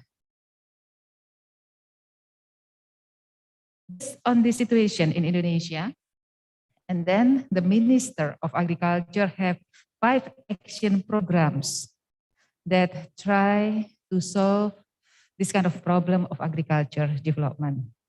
The first program, how quality food availability, access, and consumption. The second program is added value and industrial competitiveness. And then there's also science, technology, research, and innovation program, vocational education and training program, and also management support program. From this action program, our minister then tried to formulate several strategies supporting the agricultural development, particularly for food security and sustainable competitive improvement. And we call it the ways of working, or cara bertindak. And we have CB, we call it CB, 5 CB, CB1, CB2, CB3, 4, and 5. For the CB1, we have to improve the capacity of production, particularly for the main commodities in Indonesia. For the CB2, we have also tried to diversify our local food and also to support or empower the genetic resources in each area in Indonesia, concerning that our country has many potential, particularly for local commodities or local agriculture. And the CB3 is strengthening reserve and food logistics system.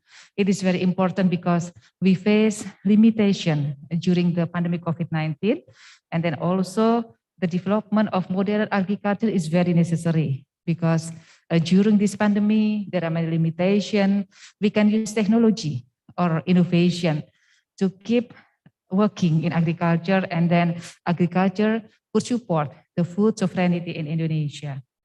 And the CB5 is export, because besides we produce also to improve our food sovereignty, we can export our product, our high value products to the other country who also need to maintain their food security in their country. That is very valuable, because we will have a high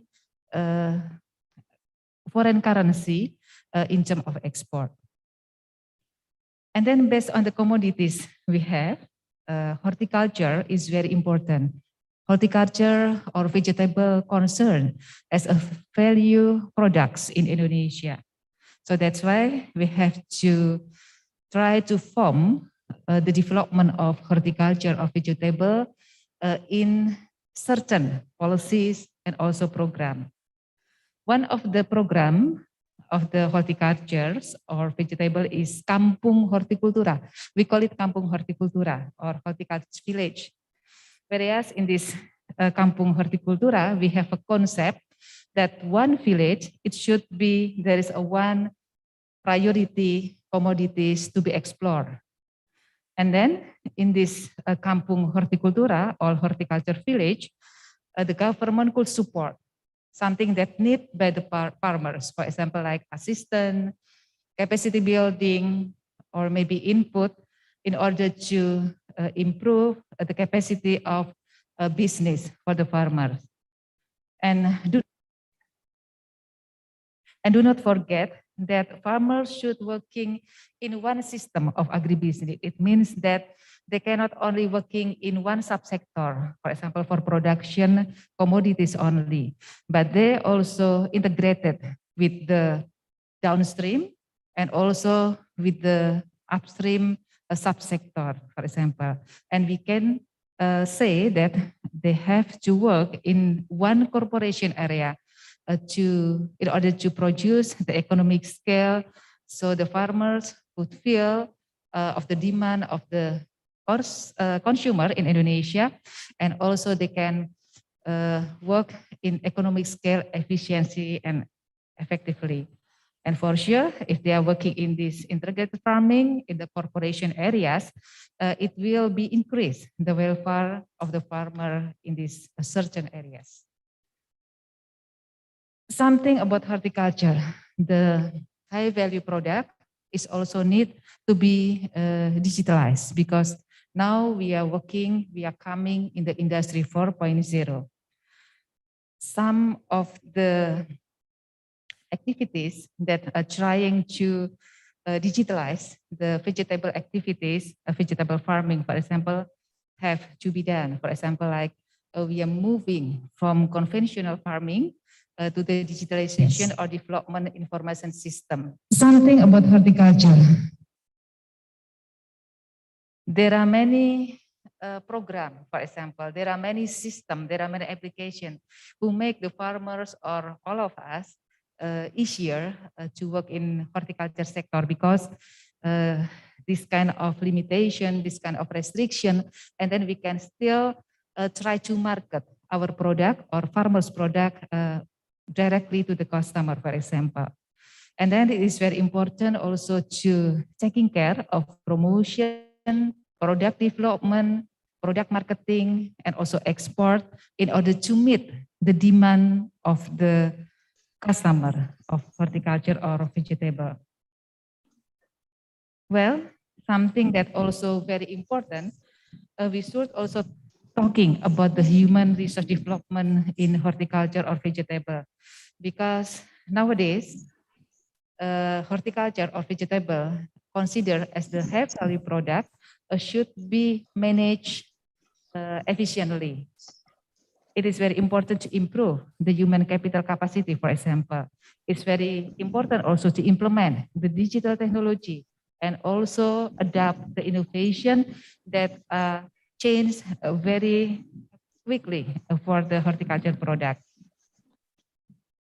The Ministry of Agriculture also have activities or have programs to empower the millennial farmers, support the sustainable of horticulture, because horticulture or vegetable concern as a high value product and also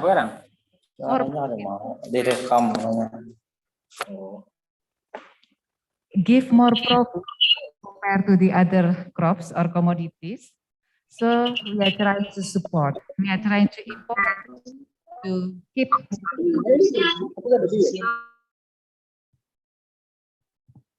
Some challenges we face nowadays, the number of farmers household, for example, the last 10 years decreased by 5 million. And then as many as 61% of Indonesian farmers are over than 45 years old. Many millennials consider that the profession of farmer is not present as their career in the future.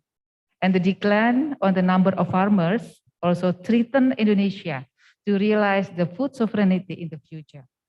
So to deal with the challenges, we have also considered that the young generation is needed as the successor of agriculture development in the future.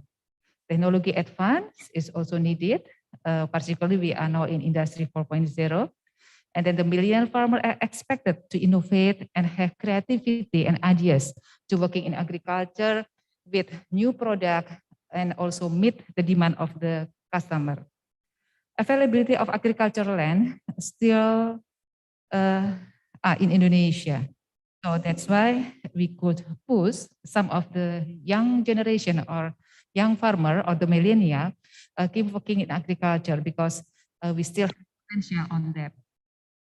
So in this kind of direction, we can support, we can empower the millennial farmers and integrate with digitalization so that we can develop the sustainable of horticulture now and also in the future. I think that's all of my presentation, Pak Witono. Thank you. Wassalamualaikum warahmatullahi wabarakatuh. Thank you, Bu.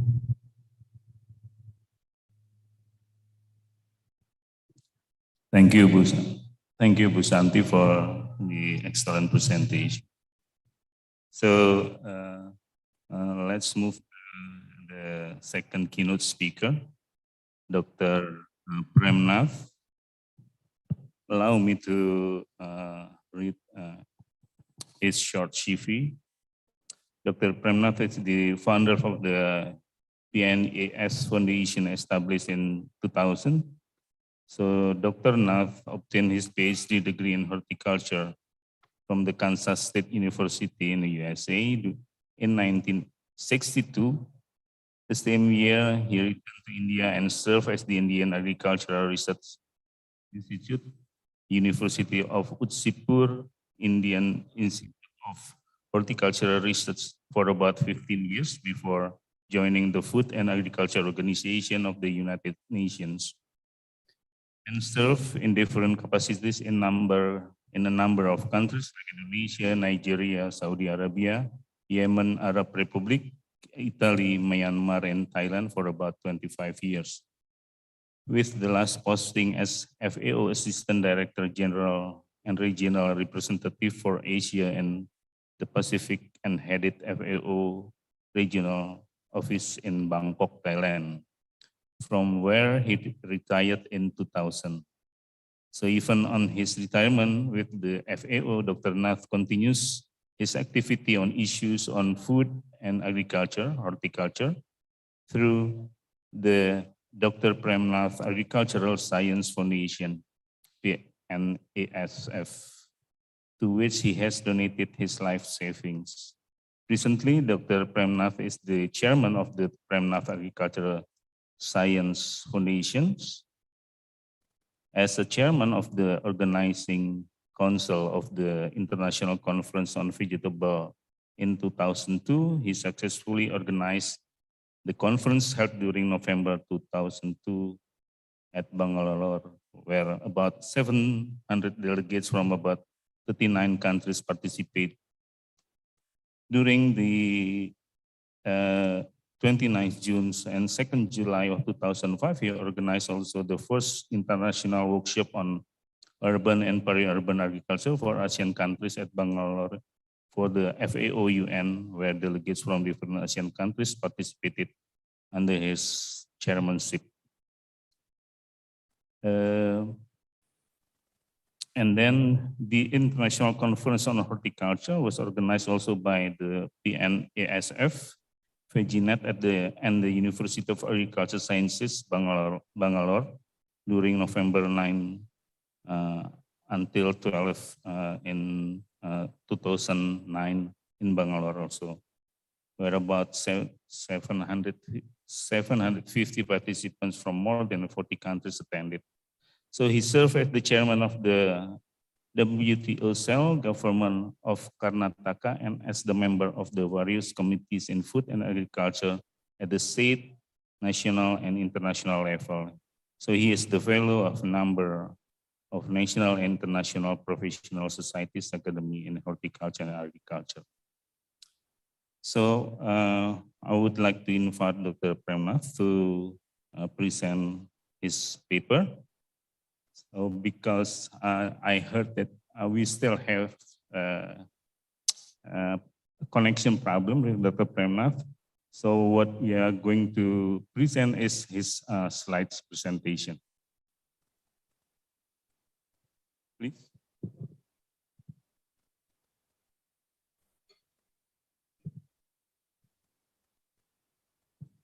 So the title of the presentation is Vegetable Ensures Nutrition Security by Dr. Prema.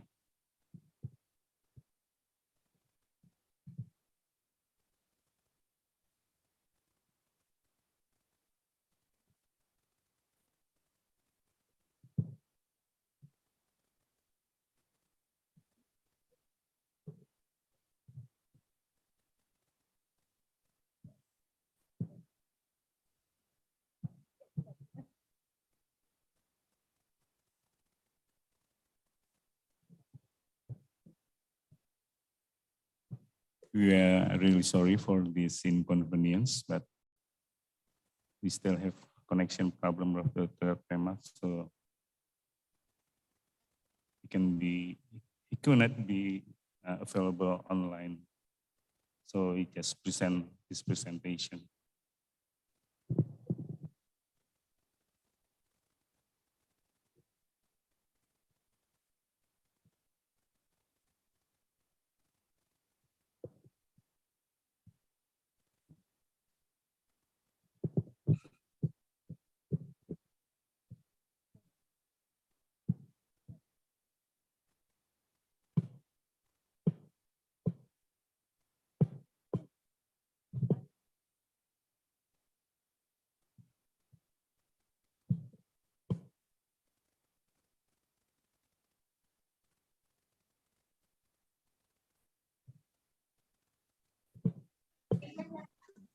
Bye-bye.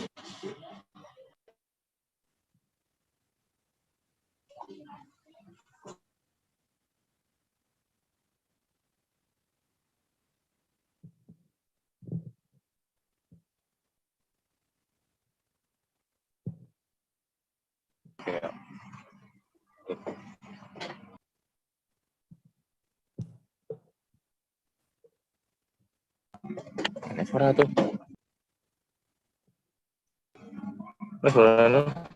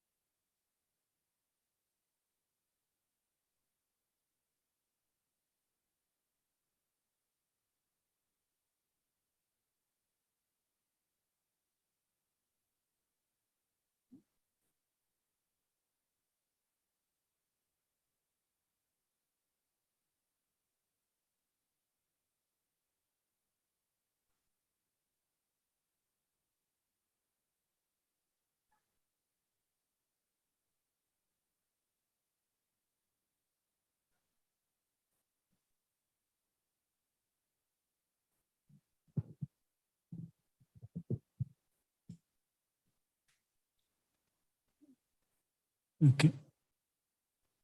Okay, thank you very much for the presentation, Dr. Premnath. It's quite unfortunate that we cannot hear your voice though. So let's move on to the third keynote speaker. We will be hearing from Dr. Marco Wopereis from the World Vegetable Center.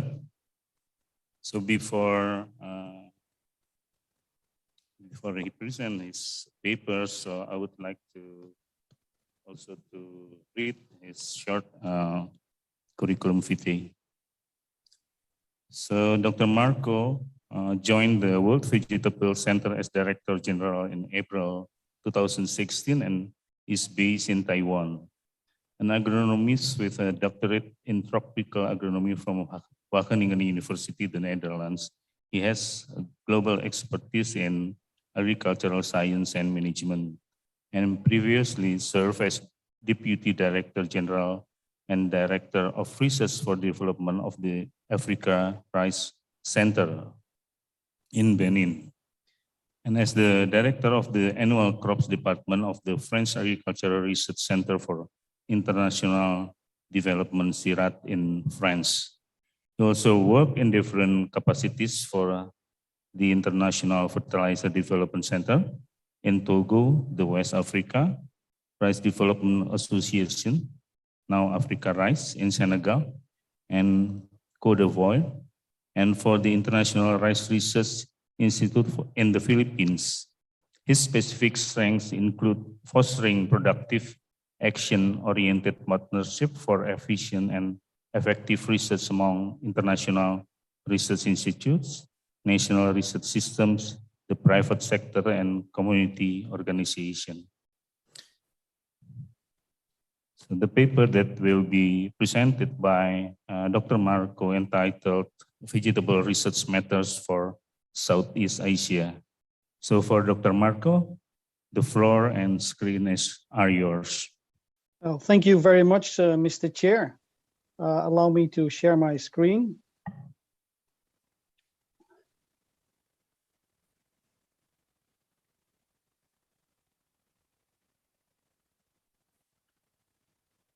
Well, thank you for that very kind introduction. And distinguished participants, wherever you are, a very good morning or afternoon, actually from Taiwan. A good morning to all of you there in Indonesia. It is really, for me, a real pity that I cannot be physically present there in Yogyakarta. I would have loved to come to Indonesia to attend SEAVEG 2021. It's really unfortunate that it is not possible because of the reasons we all know, but it is really an honor for me to present this keynote on vegetable research matters for Southeast Asia at the start of this very important event.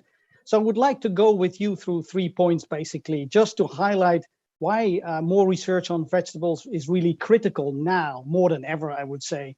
And then touch upon some innovations that we could think of, and I would categorize them into pull innovations, push innovations, and policy innovations.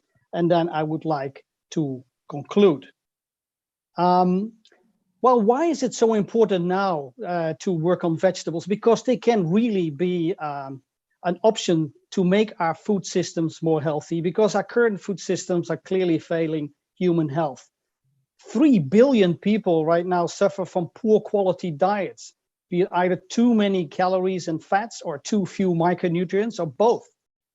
And an astonishing 25% of our children under the age of 5 are stunted. And that means that these kids, they will never grow up to their full physical and mental potential. And right now, a growing concern is the overweight and obesity problems we are seeing. And I lifted this figure from a presentation by Roy Steiner from the Rockefeller Foundation, where, and he cited a paper in Diabetes Care, where it's calculated that the cost of one disease, diabetes, in East Asia and the Pacific is costing society $321 billion a year, and that was in 2015. And if we continue business as usual, that will double by 2030. And this is not exceptional for East Asia and Pacific region. It is a worldwide problem. For example, in the United States, per year, it's roughly right now also more than 300 billion US dollars cost to society for one disease. And you see on that bar diagram to the right that dietary risks are topping the list of concerns about avoidable deaths ahead of tobacco and air pollution. So these are major, major issues. And I think many people feel that if we increase consumption of healthy, or let's say protective foods, to take the term that the Rockefeller Foundation is using, increasing consumption of protective foods is really critical.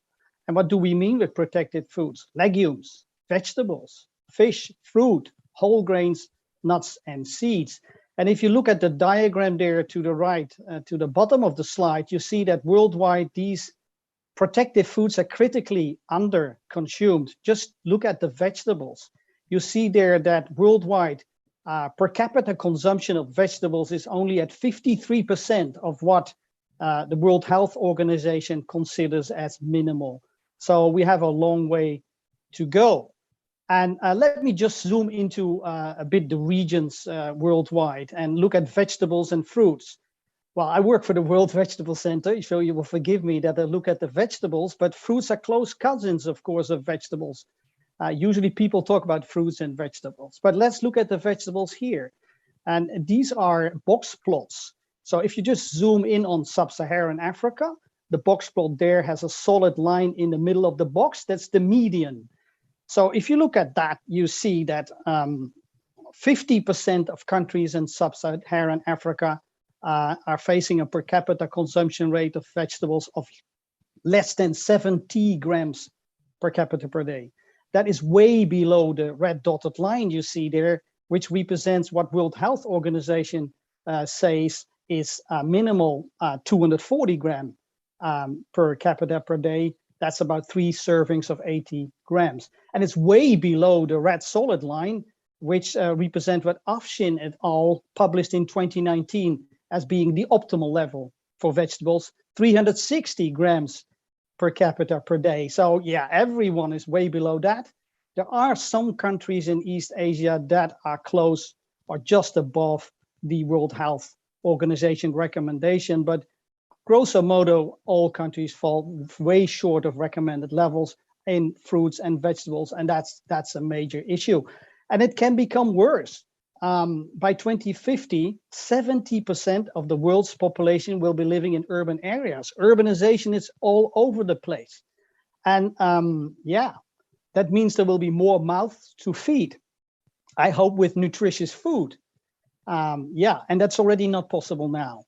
And of course, we see also a worrying trend of changing consumer preferences in particular in urban cities towards more processed, generally more unhealthy food.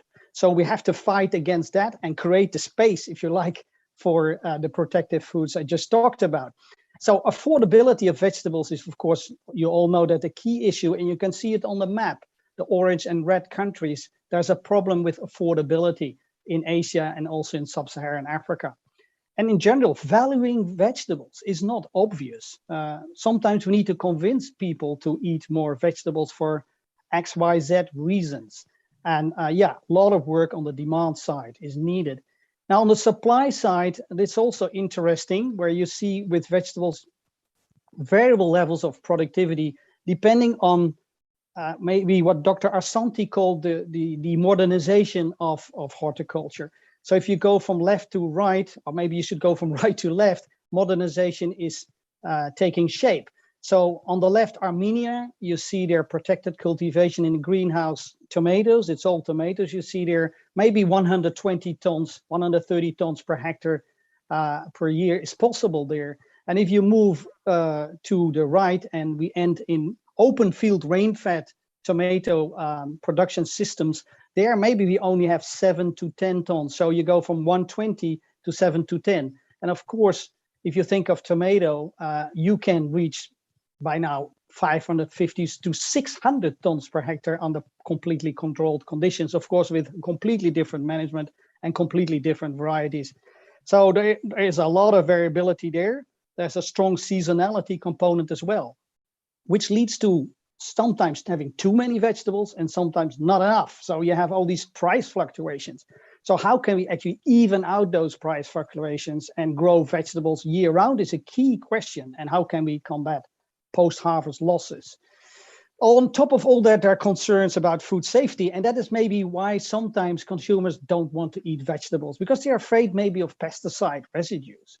And that's maybe not completely irrational, because what we looked at in farmers' fields in terms of pesticide use is worrying. So you see there are data from some countries in Southeast Asia where 100% of the farmers we worked with in Vietnam, 73% in Laos, and 59% of farmers in Cambodia were overspraying. Basically, they use pesticide as some sort of insurance policy because they have already invested a lot and they don't want to lose that. So chemical pesticides, I repeat, chemical pesticides are usually relatively cheap and easy to get by. And that means we have this preventive spraying practice, which is worrying for the farmer who's spraying, worrying for the consumer who's eating, and worrying for the environment, obviously. So can we drastically reduce that type of behavior is important. And I also lifted data on life cycle analyses just to get an idea of carbon footprint and water footprint of vegetable systems worldwide. There are data on that in high income countries, in low to middle income countries, very rare. But I found one in Benin, where I worked before. We have also a center there. It's next to Nigeria in West Africa. And there we saw huge environmental issues, in particular, again, with pesticide use, even pesticide use meant for cotton, used in horticulture, and also excess application of nitrogen and phosphorus fertilizer. And with relatively low yields, this means a tremendous environmental footprint per kilo of produce, in this case, tomato. So yeah, there are things to do on the demand side, pulling consumers towards vegetables. There are things to do on the supply side. And this conference is all about that, I think, innovations. What can we do in particular in these two areas, pull and push? And I like to put this scheme on the screen here. is, of course, a depiction of the food systems we are talking about, adapted from the high-level panel of experts published in 2017, the high-level panel of experts of the United Nations. Now, these light boxes are the drivers that act on the food system. So you have the biophysical and environmental drivers, think of climate change. You have innovation, that's about us. We have to innovate our way out of the current system towards a better future. So what innovations can we bring in? There are political and economic drivers. What are the policies of government? And it's so interesting to see that Indonesia is working towards horticultural villages. Then there are social cultural drivers. Yeah, sometimes people really don't want to eat vegetables, need to understand why. And then demographic drivers, the main one being urbanization. They all affect food supply chains, the food environment, so where you access food, maybe a retail market, maybe a canteen in a company, maybe in school. And it affects consumer behavior, willingness to eat vegetables, for example. All this leads to dietary choices, and then that will lead to nutrition and health outcomes, socioeconomic outcomes, and environmental outcomes. And we can try to influence that with policies and programs, for example, extension programs. Now, of course, we would like to move these three outcomes to triple win: a win in terms of nutrition and health, a win in terms of jobs and income, and a win in terms of environmental footprint. Now, I think it's also important to think of 4 A's when you think of perishable commodities like vegetables. We need to increase availability of vegetables. We need to work on the affordability of vegetables.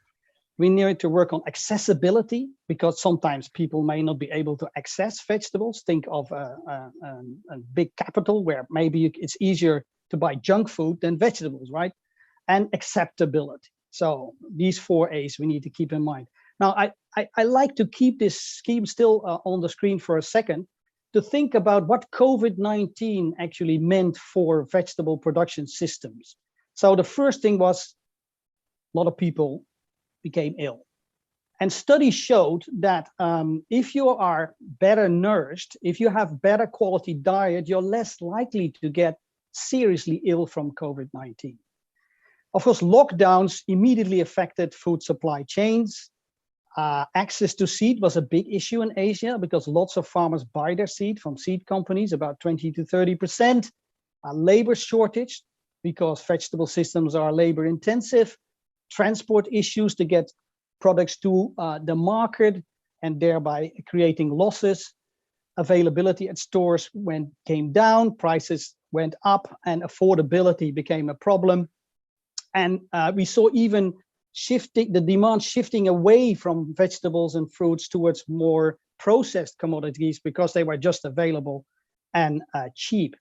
So all that also led to food waste. Livelihoods affected. We, for example, found in a study in India that incomes from the 60% of the vegetable farmers we interviewed went down very, very seriously.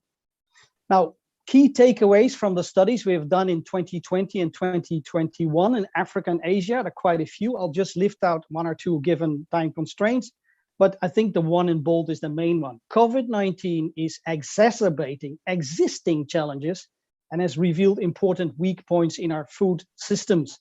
For example, lengthy value chains with a long distance, if you like, between where we produce the vegetables and where we consume it. And also poor infrastructure in terms of storage and processing. And that was already the case. COVID-19 has put the finger where it hurts. One observation, also interesting one, is that home gardens turned out to be an interesting strategy. Households that worked with home gardens, and I think you call that food gardens. Dr. Asanti talked about that under CB2, the ministry. That turned out to be a very good strategy, building resilience of households against the impact of COVID-19. So it's still an evolving crisis, unfortunately, and there are many, many unknowns. Now, at World Vegetable Center, we have tried to capture that scheme that I just show into just 3 things. That's just easier, 3 Ps. Pull, push, and policy. So pull is all about acceptability and accessibility. How can we stimulate that? the push is about availability and affordability. How can we improve there, and the policy itself. That framework is explained in a position paper we developed for the UN food systems this year. You can download that paper when you click on the link. It's written by Jody Harris, our food systems specialist, with many partners. Now, let me then just dive into some ideas, some innovations on the pull, push, and policy side. And I'm sure many of these will also be debated today and tomorrow. So let's start with pull. So what can you do to entice people to eat better food? So social marketing campaigns, maybe some music star or a sports hero can help that way on television or radio, or just nutrition literacy campaigns. And what I really like is this home gardens, community gardens, and school gardens approach. And especially the school gardens will help children to cultivate a liking for nutritious food like vegetables. So, for example, we worked with home gardens in Bangladesh, where we trained 10,000 women in home gardening and nutrition and generated evidence that this actually works, because we went back after the intervention end 1 year later, 3 years later, and next year we go back 5 years later. So women, of course, knew about vegetables. Maybe the innovation there was that we came in with seed kits and increased the diversity of vegetables these women were working with. And also, I think the nutrition education was really very important to understand, to make sure everybody understand what several vegetables mean in terms of nutrition quality for households. So interestingly, that we also did that in other countries, like in Cambodia, and that was in the northwestern part of Cambodia. There we worked with 3,000 farmers. And here was interesting. We also came back 1 or 2 years after the project ended, and we saw a shift there towards cultivating vegetables for the market. So there was like a specialization towards 1 or 2 vegetables, mainly fruit vegetables. Of course, that brings income to the family. Now, whether that income is then used for to help with nutritional status in the family is still a question. When we look at our work in Africa, it's not as convincing as in Asia, and because of many management issues, and also in particular access to water. Let me quickly touch on school gardens. I know that we have a vegetables go to school program with Indonesia, and I've seen in the agenda that we'll talk about that. We continue that work in Nepal because we observed in some countries that working with kids and only school gardens creates a knowledge, it creates a liking for the vegetables, but we didn't see any improvement in the volume of vegetables consumed by children. That is because we were good on the demand side, but not on the supply side, because school garden is just too small to cater to all these children that want to have a good lunch. So here, when we started to work with parents, much more than we did before, and work with them to establish home gardens at home, we had a double win there, and we could show that vegetable consumption was increasing by 15 to 26%, depending on the season. Now scaling is of course a big issue. A few thousand farmers here and there, a few thousand households, there's still nothing, especially not in a country like Indonesia. So that's why I'm so interested also in the move towards digitalization, as pointed out again by Dr. Assanti. I think digital extension is absolutely critical. So we have worked on that. We have developed a home garden toolbox. We have 8 basic modules: how you establish your garden, building healthy soils, and 6 others. And it's building on participatory adult learning. So it's not like demonstration and preaching. It's about really taking these people where you work with very serious, listen to them, what knowledge do they have, and how can we together move forward in producing quality vegetables for these households, and indeed perhaps start marketing some of them. So this can be downloaded from our website, and I hope so much that this will help scale the home garden approach. Now let's then push also on the food environment. We talked about the consumer, the food environment. Well, we can maybe prioritize institutional food procurement, make sure that we subsidize healthy food in canteens in companies, that we subsidize healthy food in canteens in government agencies, or in schools. Very important, I think. We can also bring the vegetables closer to the consumer by mobile vendors or direct delivery systems. And of course, we can try to place fruits and vegetables more prominently in shops and canteens. Let's move to push now. And let me talk about seed first, because I think this is the entry point. So when you talk about vegetables, the diversity is amazing. So we have our global favorites. You can see them on the screen. There's tomato, there's pepper, there's bitter gourd, onion, cabbage. But there's so many others. We call them traditional Asian vegetables, like hundreds of them, like Malabar spinach. And I think that is the secret of vegetables. It's the diversity, because you can create, when you create diversity in the farm, you will create diversity in the plate, and you will have more nutritious and healthy diets.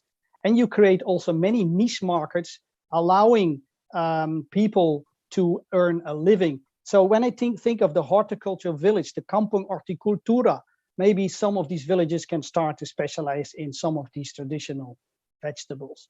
Now, World Veg is well placed, I think, to work on seed, because we have the largest collection in the world of vegetables, more than 60,000 accessions coming from 150 countries, representing 440 species. That is an incredible task. And it's something to regenerate that, because every species has a different way of growth, of course, and how you handle that. Now, but still, we are managing, and we are sending out 10,000 accessions roughly per year, and you can apply for these seeds through our website. Now, we also collaborate with the private sector, because we feel that is an important scaling pathway in Asia, because many farmers buy seed from seed companies. So we have currently 38 seed companies member of this consortium, where our best breeding lines are picked up, and these seed companies are continuing the breeding process for specific market and growth conditions. The priority crops are tomato, pepper, bitter gourd, and pumpkin. Traditional vegetables will have to go through the informal sector. Maybe once we have identified local champions, private sector may be interested, but we also need to stimulate that demand. Let's move on to agronomy, good agricultural practices. I think a lot of good presentations this coming days on this. We need to get it right in terms of seed, and particular seedlings. If we can have healthy seedlings, we are just such a step ahead in vegetable consumption. Water, soil fertility, pests and diseases, can we bring in biocontrol? What type of vegetable? And the climatic conditions, can we bring in protected cultivation and work on extending the growth season to flatten out all these price fluctuations? And then I think that very important also, in particular in open field systems, to think just not vegetables, think of cropping systems and multi-year focus. And work with agroecological principles, rotations, intercropping, recycling, composting, push-pull crops to manage insect pests. All that, if you like, to build soil health, increase soil organic matter, increase soil microbial biomass, because through that you have a healthier soil, you will have a healthier plant, and eventually you will have healthier people, so that we prevent rather than cure. Last on the pool side is the work, of course, on processing and storage. That's also a big priority for the Indonesian government. I saw that. Yeah, there are so many ways, but simple ways like solar dryers there, or zero energy coolers, or just a shed where you allow a farmer cooperative to aggregate, produce, clean it, sort it, label it, and also store it for a while in a place there at the back, top right corner, which is a small area powered by an air conditioner, cooled, tricked into cooling to 6 degrees Celsius. It's called a CoolBot system. So with that, a farmer cooperative doesn't immediately have to get rid of the produce. They can store it for a while, ideally powered, of course, with solar energy. That is not that expensive, and it is important to harmonize supply and demand. We do a lot about capacity strengthening. Just some examples from India, where we work on good agricultural practices, integrated pest management, post-harvest handling for different crops, Yeah, and I like the work very much. I hope to see that soon. But of course, it's still, again, with thousands of farmers. How can we get to scale? How can we capture that knowledge there into a digital format, maybe small, snappy videos that can be used by extension agencies in other regions where we are not working? Okay, I'm to the last P now, the policy one. I think generally we have to shift focus of food policy from calories, the rice, the wheat, the maize, to diet quality. And very important also, I understand that countries want to earn exports earnings. I can understand that, it's completely justifiable. But I think it's also important to do some reverse thinking, where you first think, okay, how can we produce a healthy diet for the local population? And what does that mean for a vegetable strategy? And that is a discussion we had with Thailand, when was it, in May, as a lead up to the UN Food Systems Summit. Should Thailand have a national vegetable policy? Meaning not only export, but also looking at the local markets. I think also very important is to put emphasis on traditional vegetables to create that diversity, to create more niche markets, important. Collective action, like your Kampong Horticultura, and stimulate, of course, grow your own healthy food, like a school garden, home garden, maybe grow vegetables on your balcony in Jakarta, Yogyakarta. Okay, so I'm getting almost to the last part of this presentation. I just want to go back to this pull-push policy. That's how we captured, if you like, that food systems diagram of the high-level panel of experts. Again, you can look this up in this paper. One thing more, I mean, it's important to work on particular entry points, push entry points, pull entry points, policy entry points, but you also want to get things together. And we are more and more trying to do that in what we call vegetable systems pilots near cities. We have a project going on with the European and the Union and the Netherlands government in West Africa. We are also doing it in East Africa, and hope so much that we can move this type of vegetable systems pilots research to Southeast Asia. And yeah, again, the Kampong Horticultura is, I think, exactly this idea. You work on pull, push, and policy to get vegetables a much more prominent place on the farm and in the market. And with that, you create jobs, in particular for women and youth, I hope, so that they get interested in agriculture, and you develop a local, resilient, and safe vegetable sector near cities, and where you shorten the distance vegetables travel. Two more points before I conclude, Mr. Chair. I think two structural drivers that I would like to point out. We really have to move away from the Green Revolution legacy, where agricultural subsidies take such a tremendous share for staple grains. And if you just look at research, international research, the budget of the World Vegetable Center is very tiny. And we really hope that a greater share of international research in agriculture is going to be dedicated to nutritious food, fruits, vegetables, pulses, nuts, whole grains. And we would love to work on that and be a catalyzer. And I think we're trying to do that right now within the context of the One CGIAR.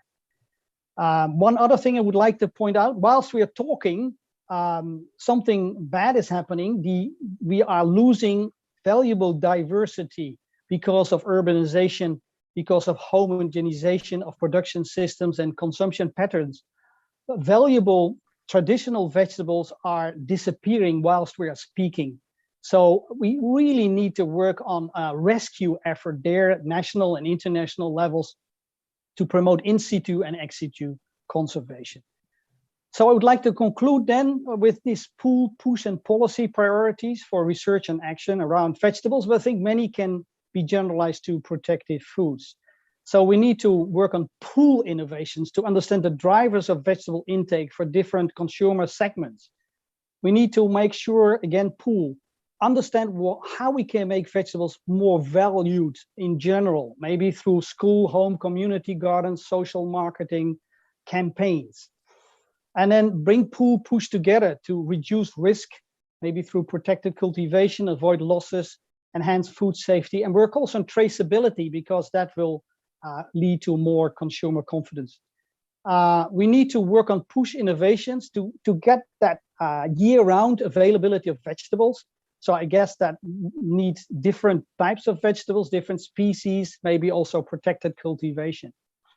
And very important, we need to work on access to quality seed for the global vegetables, probably with seed companies, but definitely also for the traditional vegetables through informal seed systems development.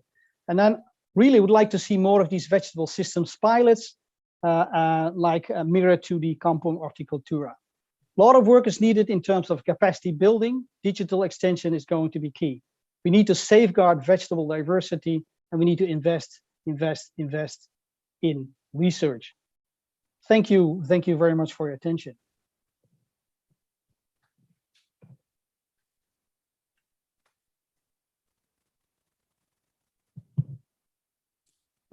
Thank you very much, Dr. Marco, for a very thorough and resourceful presentation. So, ladies and gentlemen, we have been listening to 3 excellent keynote speakers. And in summary, I think those papers are emphasizing the importance not only of vegetables, but also the importance of vegetables in our daily life. So with that, I would like to conclude our session by thanking our keynote speakers for the excellent presentation, and hoping that those papers will give us more ideas and also inspire us, and also extend our knowledge horizon for improving the vegetables subsector in Indonesia. I think please accept also my apology for all misspoken or inconveniences during this chairmanships. So lastly, let's give a big applause for all of the keynote speakers. Thank you very much.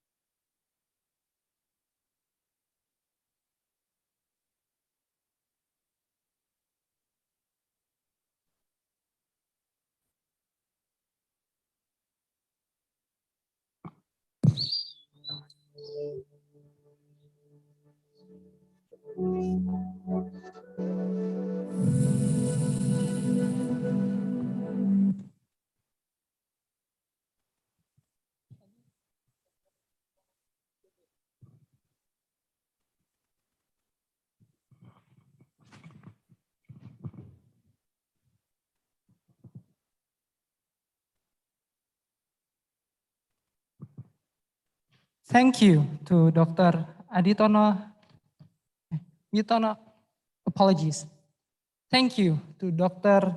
Witono Adiyoga for the lead of the first session of today's seminar, Southeast Asia Vegetable 2021. Ladies and gentlemen, we will now have a lunch break. I remind you To all online participants, please do not exit the Zoom call because there will be an announcement on today's seminar. And to all present audience, you may now please leave the room. Thank you.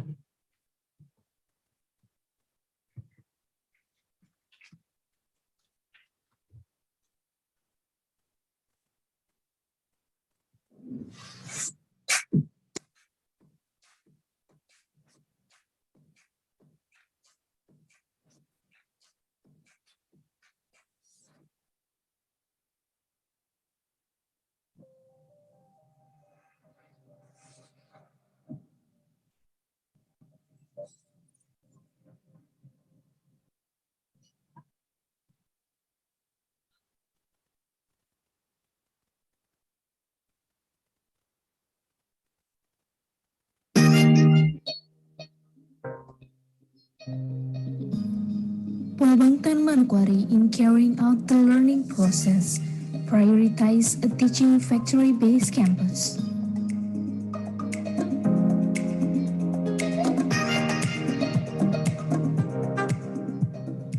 Students of the Sustainable Agricultural Extension Study Program regularly carry out the process of planting rice to harvesting. In addition, the integration of practical research such as planting sweet potatoes as a form of food diversification.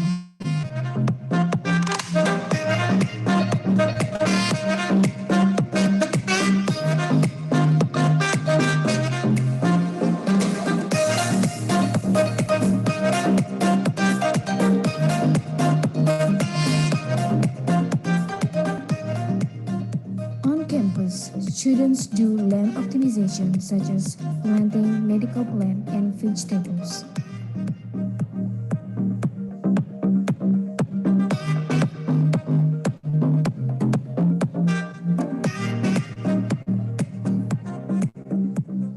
The teaching factory of the Livestock Extension and Animal Welfare Study Program includes broiler chickens, which are managed intensively.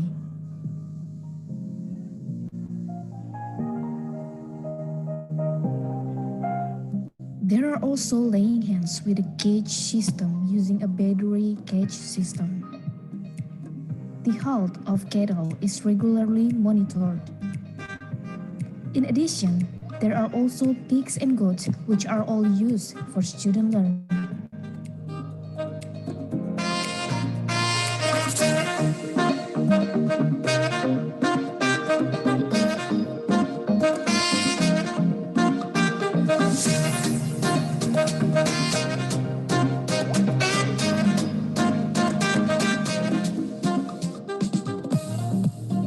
Teaching factory, the plantation plants production study program includes cacao nurseries and land clearing.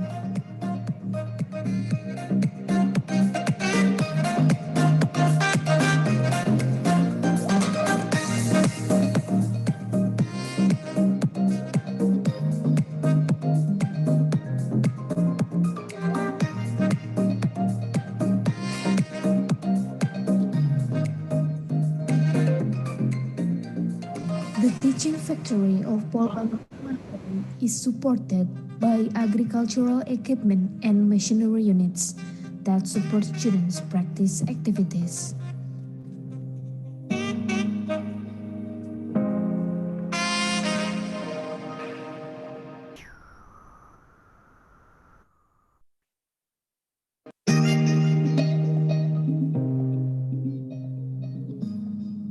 In addition, there is also a camping ground for bonding activities.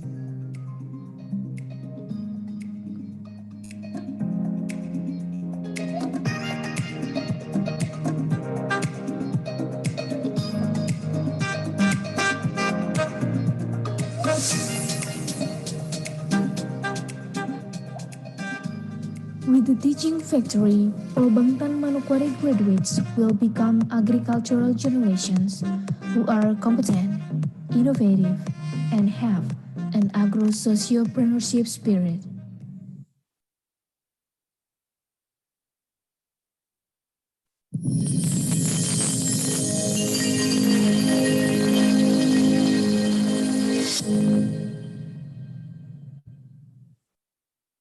Politeknik Engineering Pertanian Indonesia (PEPI) merupakan perguruan tinggi vokasi di bawah Kementerian Pertanian yang menyelenggarakan pendidikan vokasi di bidang engineering pertanian.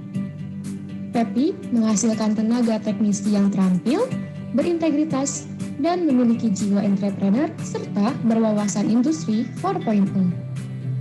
Visi: menjadi Politeknik Engineering Pertanian Indonesia unggul, bertaraf internasional dalam mewujudkan sumber daya manusia pertanian yang profesional, mandiri, dan berdaya saing di bidang engineering dan teknologi pertanian. Misi: 1. Menyelenggarakan Tridharma Perguruan Tinggi. 2. Mengembangkan kelembagaan dan program studi bidang engineering dan teknologi pertanian bertaraf internasional dan sesuai kebutuhan sektor pertanian. 3. Meningkatkan mutu sumber daya pendidikan sesuai perkembangan ilmu pengetahuan dan teknologi engineering pertanian. 4. Menjalin kemitraan dan jejaring kerjasama pendidikan bertaraf internasional. 5. Mengoptimalkan sistem manajemen administrasi pendidikan bertaraf internasional. Dan 6. Menyelenggarakan nilai kejuangan sehingga terbentuk sikap pembiasaan untuk disiplin, beribadah, berakhlak mulia, bekerja keras, terus-menerus belajar, dan berkarya, dan bermanfaat, dan profesional.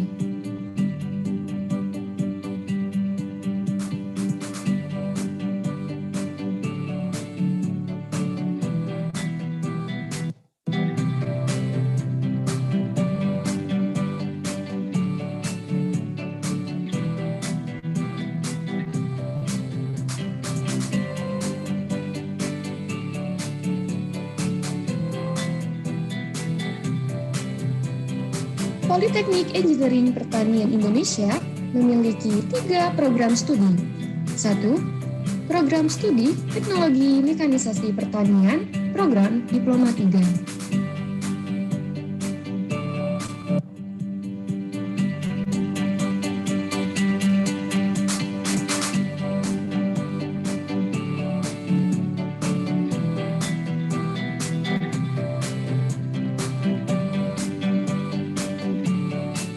2. Program Studi Tata Air Pertanian, Program Diploma 3.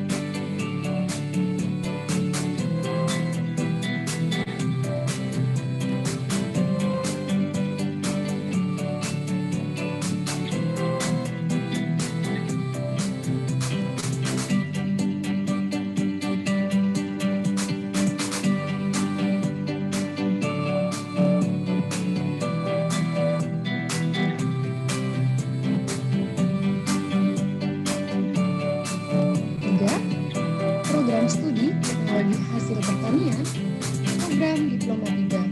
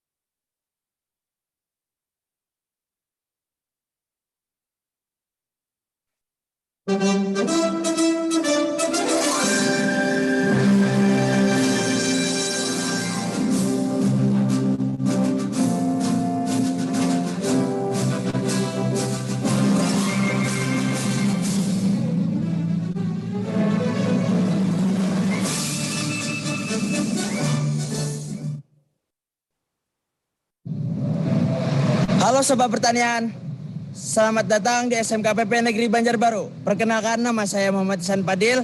Apa saja fasilitas dan kelebihan di sekolah SMKPP Negeri Banjarbaru? Tonton videonya sampai habis ya. Let's check it out. SMKPP Negeri Banjarbaru merupakan sekolah yang berada di bawah Pusat Pendidikan Pertanian, lingkup Badan Pengembangan dan Penyuluhan Sumber Daya Manusia Pertanian.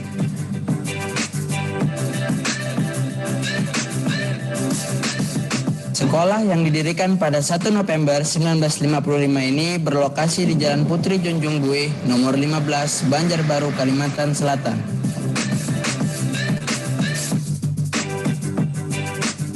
Saat ini, SMKPP Negeri Banjarbaru memiliki 3 program studi, yaitu Agribisnis Tanaman Pangan dan Hortikultura,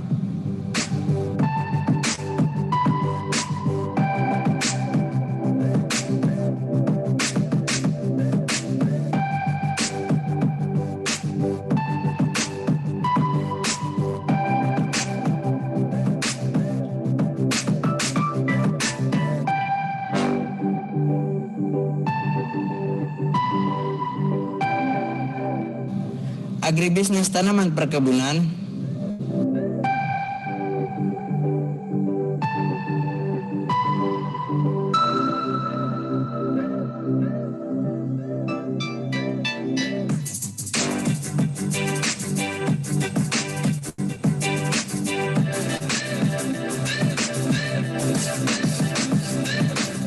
dan yang terakhir agribisnis pengolahan hasil pertanian.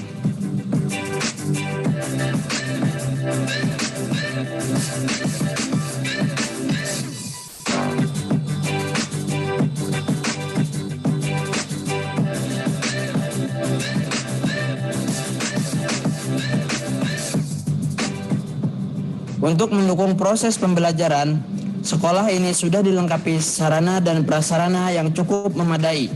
Selain itu, sekolah ini memiliki lahan praktek dengan totalan seluas 65 hektar yang terbagi di 4 lokasi.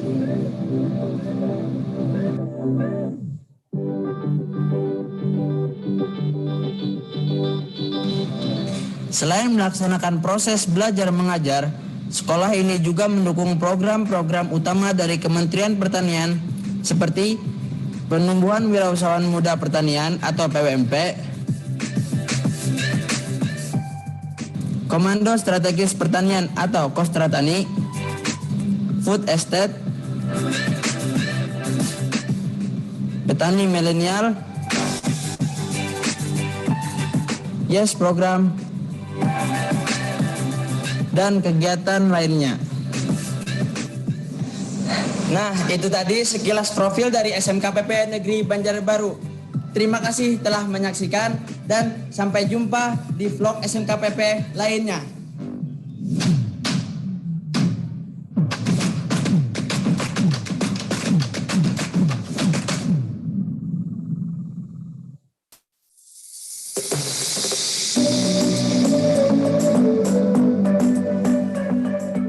Kupang State Development Agricultural Vocational High School is a boarding school under Agricultural Extension and Human Resource Development Agency, Ministry of Agriculture. SUPER stands for Success, Excellence, Professional, Energetic, Friendly is the motto of our school.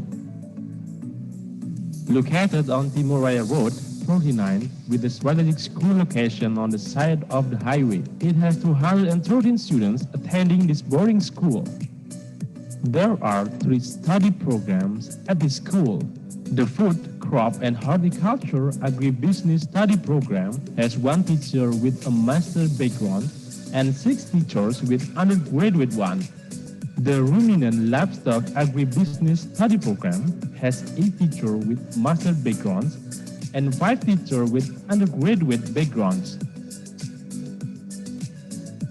The Veterinary Nursing Study Program has 5 lecturers with master backgrounds and 3 teachers with undergraduate one. The advantages of food, crop, and horticulture agribusiness include students will be able to cultivate plants from upstream to downstream, utilize dry land to become jobs, and operate modern agricultural machinery.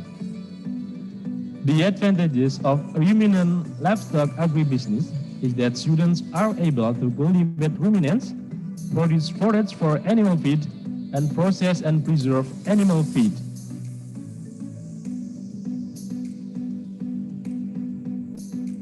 The advantages of veterinary nursing are that students could perform animal care, clinical examination of animals, and perform artificial insemination.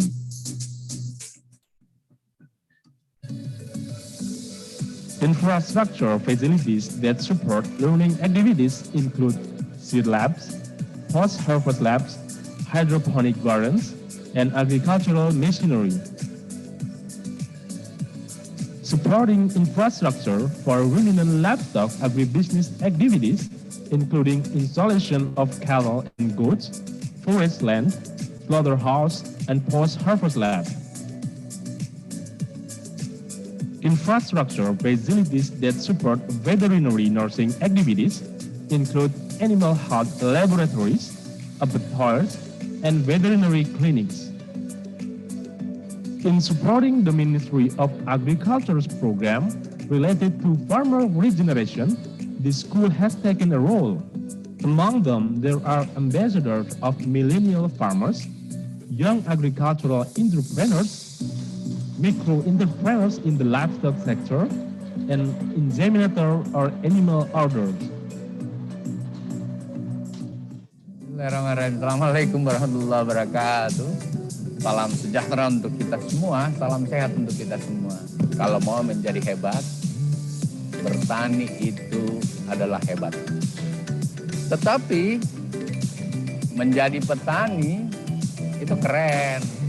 Kenapa? Pertanian itu menjanjikan. Pertanian itu selain untuk makan, pertanian pasti menjadi lapangan kerja. Kalau begitu pertanian adalah masa depan bagi hadirnya ekonomi yang baik dalam keluarga, ekonomi yang baik dalam masyarakat, ekonomi yang baik bagi sebuah daerah dari Sabang sampai Merauke. Mau menjadi keren, jadilah petani milenia dan duta milenia yang diandalkan oleh keluarga, diandalkan oleh bangsamu. Bahkan bangsamu menunggu kamu untuk berbuat lebih baik. Ayo, bergabunglah dengan kami. Kami siap mencetak job creator dan job seeker yang profesional, mandiri, dan berdaya saing.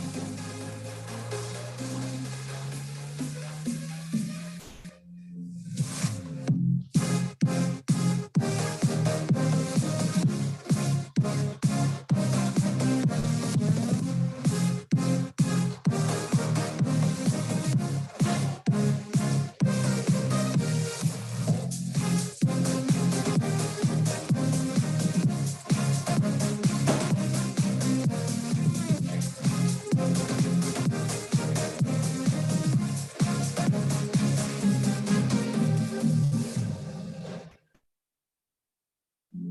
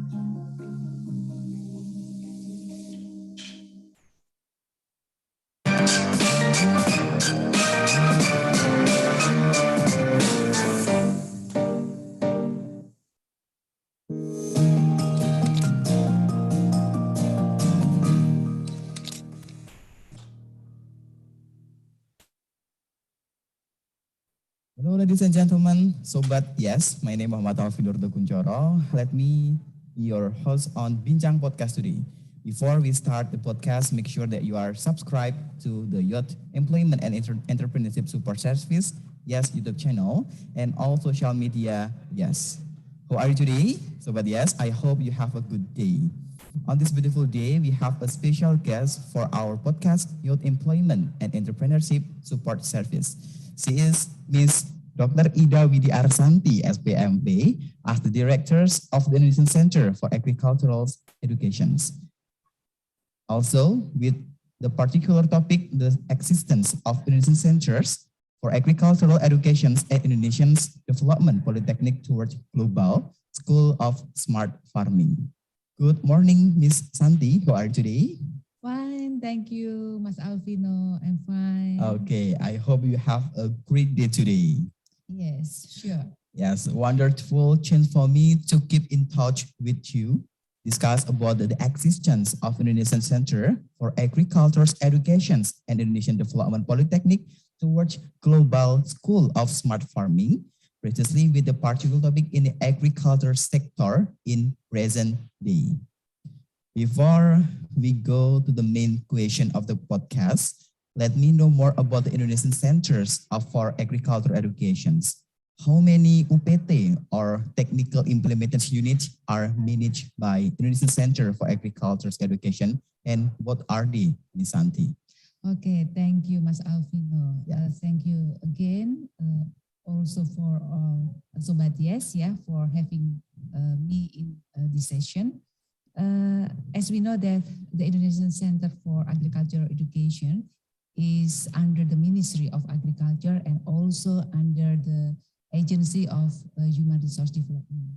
And then we have several Polbangtan or Polytechnic Agriculture Development, Vocational Polytechnic School, yes, exactly. And also several free high school on vocational study in all around Indonesia. Wow, it's a great UPT. Yeah, yes, great. Because separate in all of Indonesia. Yes, yes. That's right. If we can mention, what are they, Ms. Santi? Yeah, we have 7 polytechnic.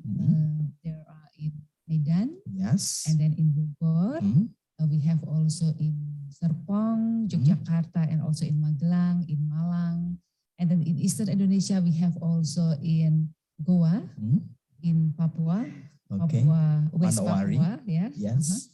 And also we have also the high school in Sembawa in south of Sumatra. And then we have also in Kupang, in NTT, and also once more in South Kalimantan. Wow, it's a great vocational high school. Yeah. Because we know that Indonesia is having the limit on the young generation in agriculture. Yes, that's right. Yes, I think with the vocational school will help the governor by the Ministry of Agriculture to increase the young amount. Generation. Yes, young generation. Working in agriculture. Okay, it's a good answer, Ms. Santi. We are going to the first questions. What is your opinion, Ms. Santi, about the current developments of agriculture sector in Indonesia? Okay, I think agriculture is a very pivotal role in Indonesia because you know, Mas Alfi know that Indonesia is agriculture country.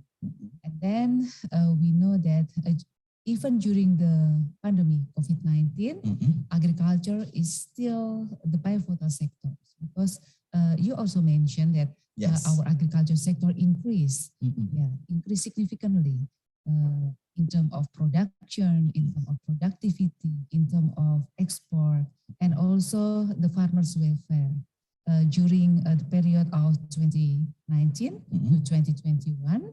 And we know that our agriculture sector increased significantly.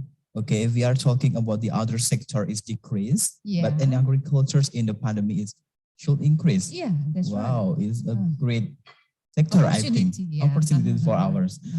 Okay, I agree with you, Ms. Santi. We know that agriculture should defer toward the increasing the total population because all people need food, right, Ms. Santi? Yeah. Yes, but we don't have young generation to make the potentials of the agriculture is more developed. Yeah. Okay. According to the Indonesian Center for Agriculture's Education, what are the challenge of the agriculture's model in the future to minimize or deal with the challenge? Yeah, actually, we have several challenges in agriculture sector. The first is about the farmers' regeneration, because we know that nowadays the farmers in Indonesia is relatively old. They are more than 50, usually, and then not in a long time anymore. They cannot work in agriculture, and then they will exit from agriculture sector. And then the farmers or the workers in agriculture will be decreased. And this kind of condition should be solved by all of us, the people working and concerned in agriculture. And then the second challenge is about how we can adopt the technology or innovation in agriculture, because we know that the innovation or technology in agriculture will speed up or will increase the productivity of agriculture. So it's very important. We cannot use conventional agriculture anymore, but we have to move to the more modern and also using the technology in agriculture. So that's why if we concern about the technology and adoption, then we think again that the first problem about the farmers' regeneration is very important, because the old farmer cannot adopt easily the technology or innovation, something like that. So that's why it's very important to address these kind of challenges in order to increase the productivity of agriculture in Indonesia. Okay, so we have two challenges, yes, Miss. We have one is the young generations, the decreasing of young generations, and then the second is the adoptions of innovations. Yes. Okay, if we are talking about the problem or the challenge, the Ministry of Agriculture collaborate with IFAD, International Fund for Agriculture, held the program. The name is YES. Yes, it is. I think the program will answer the challenge, right? Yes. Because the young generation will increase, and then the adoptions will increase also. Okay, if we are talking about YES, Ms. Santi, what is the main purpose of the YES? Okay, the YES program, Youth Entrepreneurship and Employment Support Services, is very amazing project, I think, because this project is the first in Indonesia that working in a young generation in agriculture, and then we give motivation, we give facilities or incentive to the young generation to work in agriculture. Wow, a great program. Yeah, I a great think. program. And then we have some achievement or some target that in the year of 2024, for example, it must be more than 200,000 young generation engaged in agriculture. Yeah? Okay. Whether they are working as a job seeker in agriculture sector, industry, or maybe they are working as the entrepreneurs. Something like that. Okay, Yeah. because we know that in the 20 and 45 we get the bonus demography, Yeah. right? It's if we not take it, I mean, if we not take it slowly, it will be a problem. So we should or the stakeholder should make the program to answer. And I think answer the problem. Yes, answer the problems of the young generation. Yeah, because hopefully after the young generation engage in this program, they can do the training, they can improve their capacity in working in agriculture through the short training or maybe any other facilities like a capital or maybe credit or maybe also any other facilities such as land and so on. They can really having their agribusiness, business agriculture. So they can expand their business, and moreover agriculture in Indonesia will be increased. Okay, I get the fun fact, Nisanti, that agriculture sector is the #1 sector in Indonesia because we have a lot of land that's ready for planting, and then the second is the industries of the agriculture is the #1 data by BBS. It's good answers. Okay, we are going to the next. I think the last questions. What effort need to be prepared by Indonesian Center for Agricultural Education to attract young millennials, and what are the concrete steps? Yeah, actually, we will give incentive to them. This is the first step. Okay. We will try to change their mindset that actually agriculture is very prestigious job, something like that. Sector. Because some of the young generation still think that agriculture is poor, agriculture is not prestigious, something like that. So we give incentive through the training, so they have opportunity to increase their capacity to do the technical things in agriculture, and then we give also facilities in credit, for example, and then access to land, access to market, and also access to any other stakeholder who will be their partner in agribusiness, something like that. Wow, a lot of steps, a lot of method to make the young generation is more attract to in agriculture. Yeah, and also, Mas Alvino, our education center, our polytechnic, and also high school in vocational study in agriculture is one of the incentive because we invite many young people. To join in our school, to go to our school because we give some, scholarship. Yes. And then our school is also a boarding school.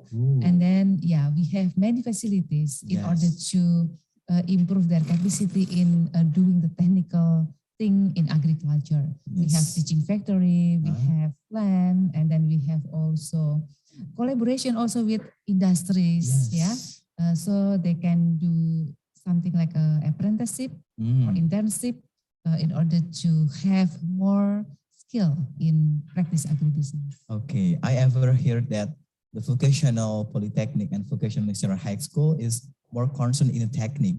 And all the alumni is ready to work. Yes, it's I think a great program, Ms. Santi, for. And also one more, our polytechnic have focus on the certain commodities or certain field. For example, like Polbangtan Bogor, we have a focus to be a global smart farming school. Because like they that. have a greenhouse. And then the location of Polbangtan Bogor is near Jakarta. Strategic to do the urban farming and so on. And then Polbangtan Medan, for example. Yes. We try to accelerate yes. the education in Polbangtan Medan to be focused on coffee school of coffee, something. It's like so that. interesting because world is the thread community in the world is coffee. Yeah. Wow. Polbangtan Goa with cocoa.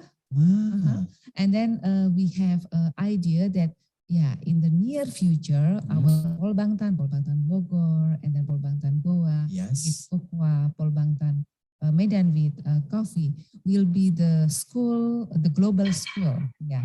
And many students, if they want to learn all about ABC, about the coffee, they can go to Polbangtan Medan, for example.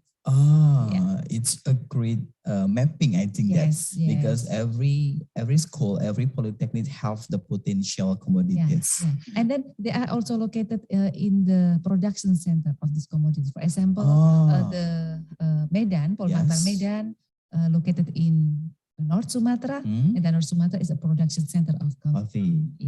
And then Polbangtan Bogor also located near Jakarta, and then this is very potential to do the smart farming, urban farming, and something, something like that. The establishment of the polytechnic and the senior high school vocational is optimize the local commodities. The local commodities, but this is not only local commodities actually. The biophysics of this area, this is suitable to the commodities. Polbangtan Goa with cocoa, because South Sulawesi is the production center of cocoa.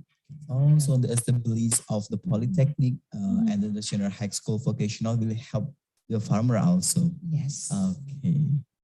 The excellent and complete information from Ms. Santi as the directors of Indonesian Center for Agricultural Education. Thank you so much, Ms. Santi, for the time. In harmony with the Sukarno, as the Indonesian first president said that give me 1,000 parents, I will surely pull Sumeru from its root. And then give me one young man, I will shake the world. Wow. This is very wonderful quote, Mas Alvin. Yes, I think the vocational high school, the polytechnic high school will produce. Will produce kind of young generations, and then they will shake the world. Wow, because we cannot imagine that if the agricultural sector will be more very more powerful. It is not only in Indonesia but maybe in the world also. Because we ever have the kedaulatan pangan, right? Food sovereignty. Yes. Okay. Young generation entrepreneur in agriculture must be supported, be broadened, and expand their business in respective countries and the foreign market. By developing and promoting their business, millennials could positively impact the economic, social, workforce, and optimize natural research. Okay, we are going to the next questions, Ms. Santi. What are the expectations of Indonesian Center for Agricultural Education and the Polbangtan regarding agriculture in the futures? Actually, we know the potential of agriculture in our country is very strong. Yes. Because Indonesia is agrarian country, and then we have so many genetic resources, so many land in order to improve our capacity in producing the product of agriculture. So hopefully, agriculture in Indonesia will be the host in our country, and then it will be the leverage for the development of economic in Indonesia. And then don't forget to be the leverage point, agriculture as a leverage point, it should be there is man behind this kind of increase of productivity. The man is the young generation, because the young generation will move, will do in agriculture very smooth, very fast, and also very modern, so they can do agriculture in very economic scale, so that in this kind of way, agriculture will be the host and will be the main sector who accelerate the development of the economy in Indonesia.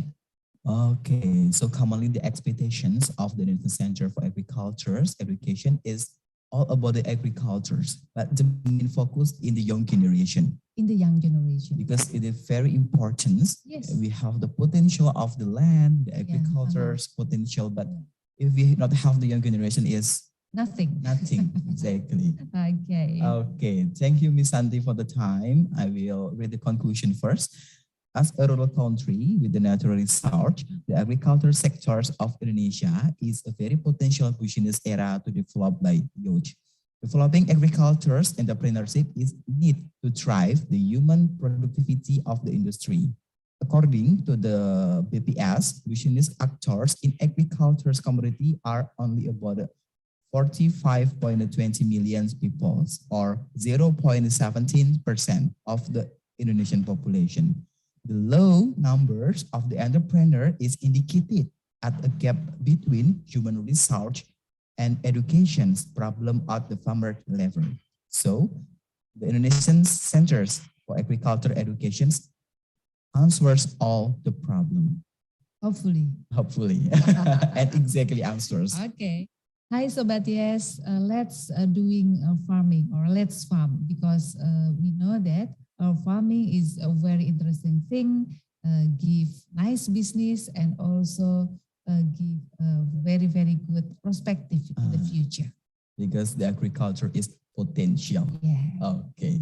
Thank you so much for Ms. Santi for the time, and also thank you so much for all the viewers of the Yes Podcast. See you in the next podcast. Thank you, Mas Alvino, and also all of the Sobat Tani for having this Yes podcast. Yes, Yeah. exactly. It is nice morning. Okay.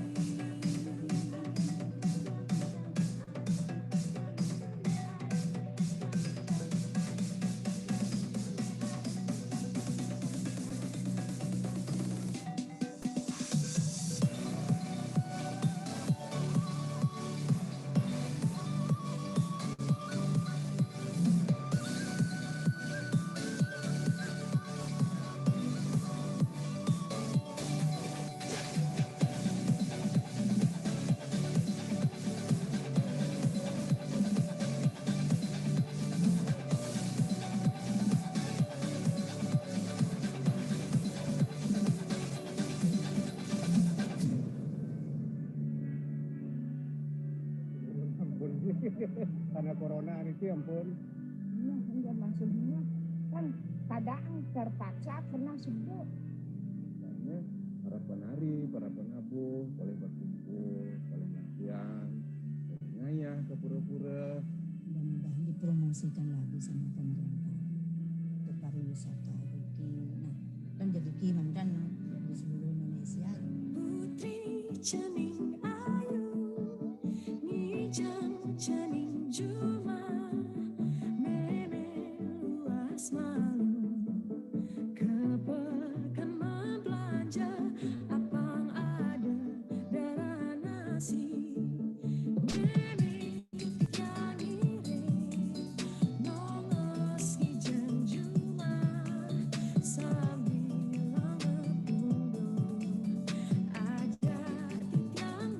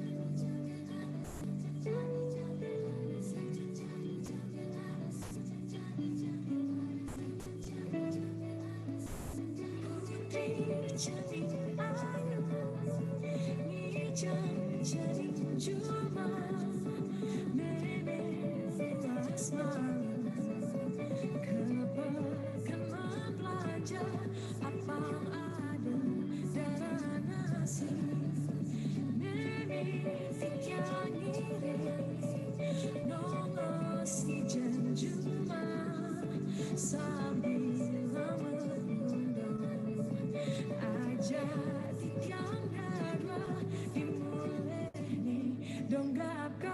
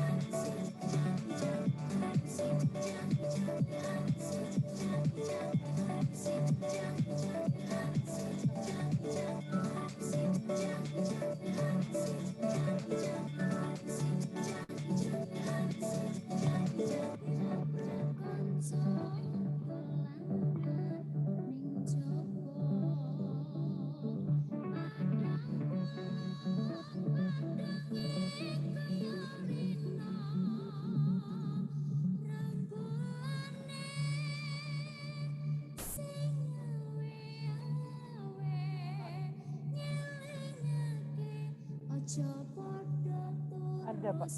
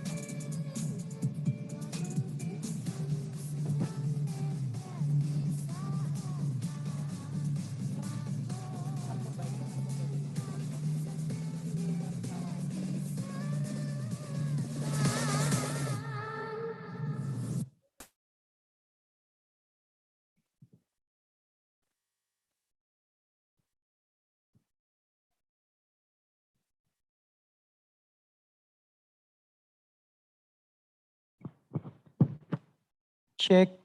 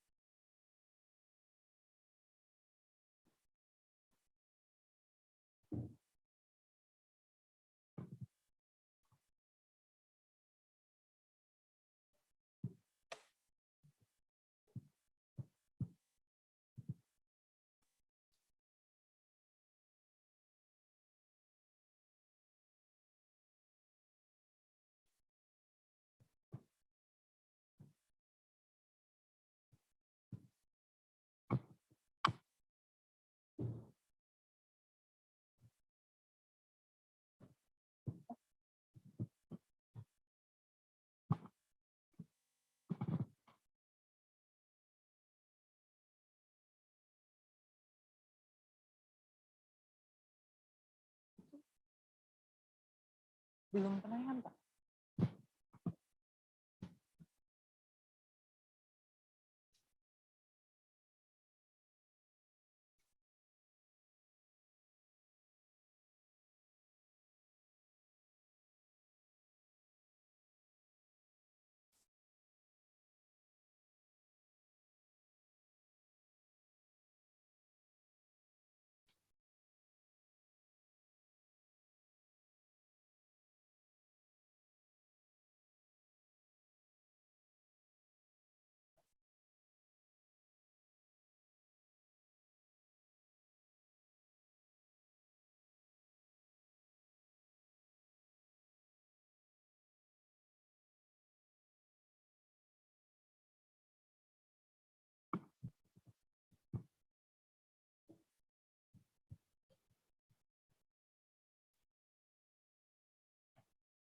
Ladies and gentlemen,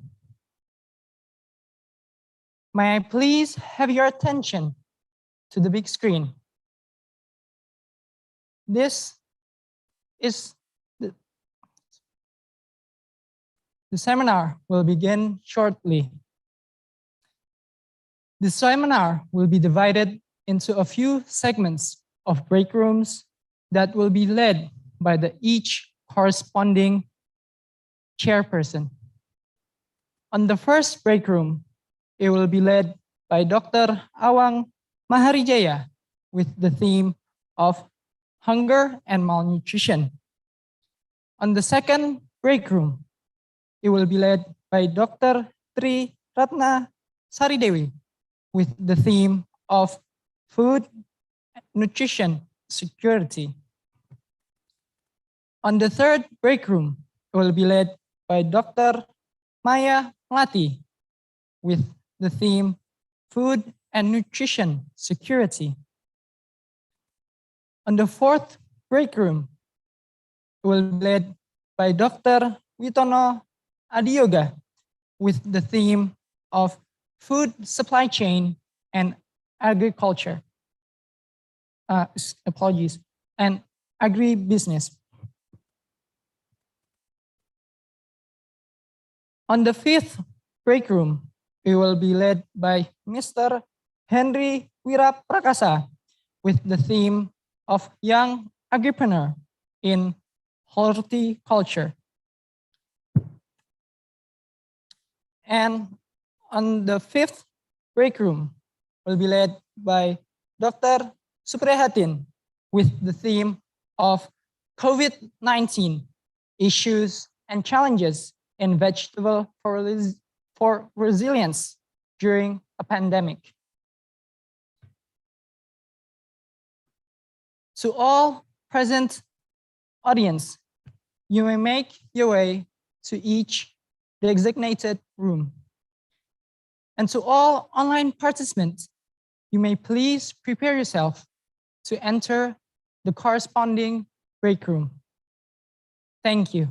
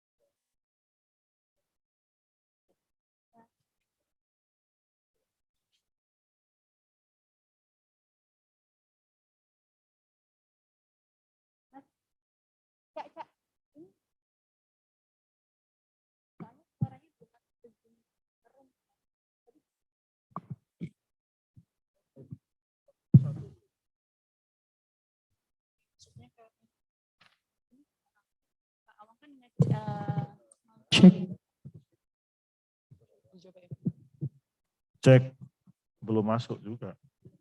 Gak apa-apa, nanti kalau suara saya nanti lewat. Oh bisa masuk ya? Masuk. Sudah masuk ya? Ini ruangan pertama kan, Pak? Ya, saya sudah di breakout room. Kalau ini masih main room. Kalau mic ini masih main room.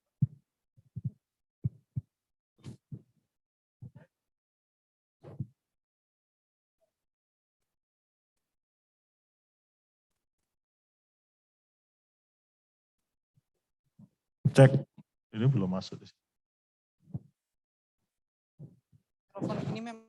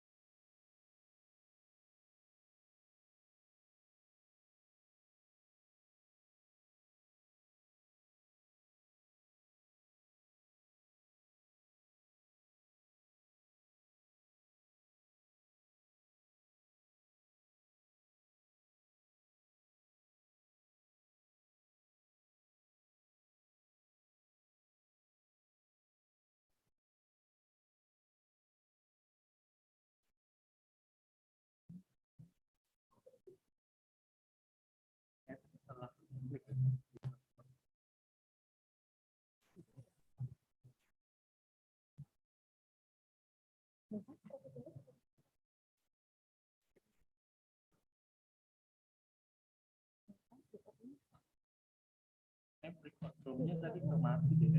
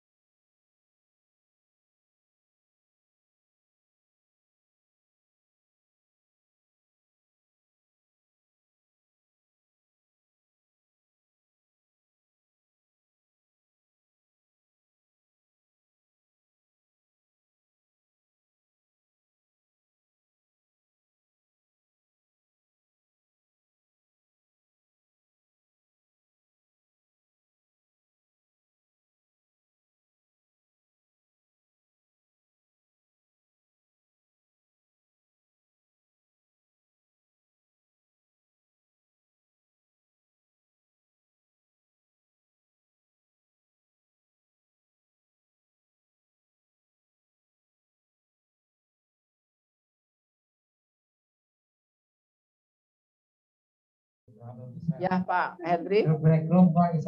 And across all social segment, especially in agriculture. Maaf, Mas. Next. Yeah. Doesn't matter. Enggak, belum diberi ke outro. Maaf Pak, ini terpaksa di stop dulu karena ya ini belum ke breakout room. Sebentar Pak.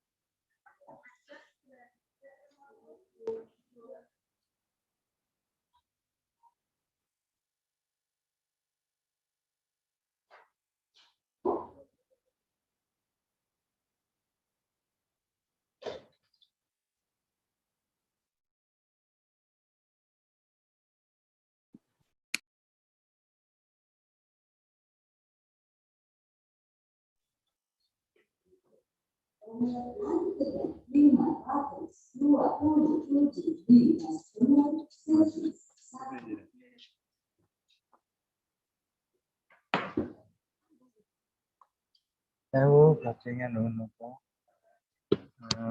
konsultasi dengan ukur ini kan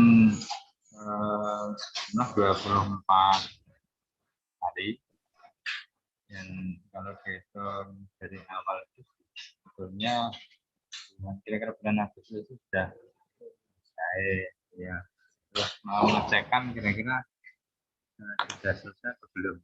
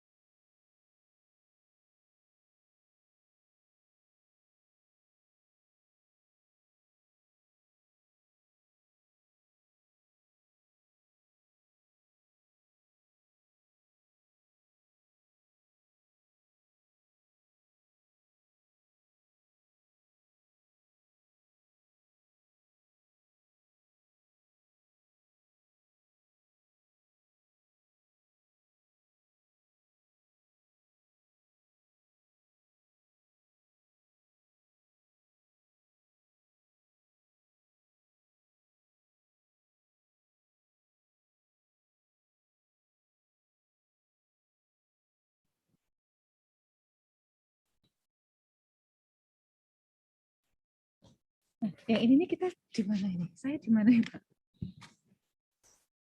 Ada Cengapa, ada ini. Nah, Ibu tuh masih di room ini, Bu. Apa di main room? Di main room. Di sini, Bu. Oke. Saya juga belum ya. Ini gimana sih caranya? Ini Bu di sini. Ini terus Ibu pilih kita yang di Dua. itu ya. Iya, yang itu. Heeh. Klik join aja, Bu. Ini join. Iya. Oh gitu. Oke. Saya mau We are kasih unable tahu to dia hear nanti. you. I think can someone unmute Mr. Cengapa? Can Mr. Cengapa? Do you hear my voice? Is that sound here clear? Mr. Vishnu? Do you hear my voice? Mr. Cengapa and Mr. Vishnu? Yeah, I'm able to hear you. Yeah, I think, sir, can host unmute, sir, here? Can host unmute, sir? Because sir is not on mute.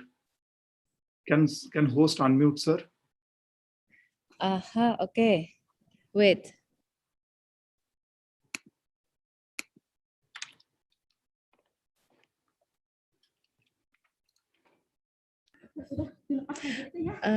Oke. Ini sudah di ini, Bu. Tapi ini sudah di ini. Oke. Mr. Vishnu, do you receive notification from the admin that you have to join in the room 2? Okay. Yeah. So what I'll do, just 1 minute. I'll leave that meeting one here because I was using 2 laptops. Yeah. So could you just now send here? Here I'm not yet received. Could you just send here? I was using 2 laptops. So yeah, now you can just use here. I mean, just I have existed on other laptops. Could you just send the breakout details here in this laptop?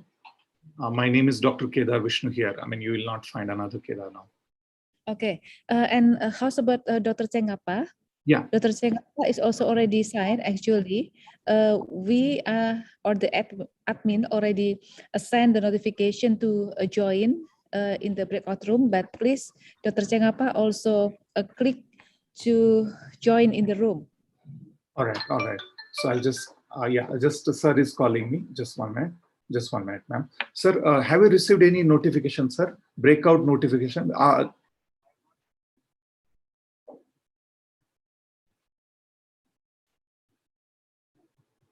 Okay.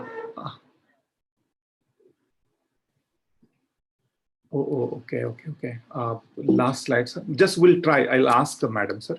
Madam, could you just make sir could you just make sir to speak? You can just ask the host to unmute, sir. So sir is unable to present the last slide. Sir is with me or her phone. Professor Cengapa sir is with me or her phone.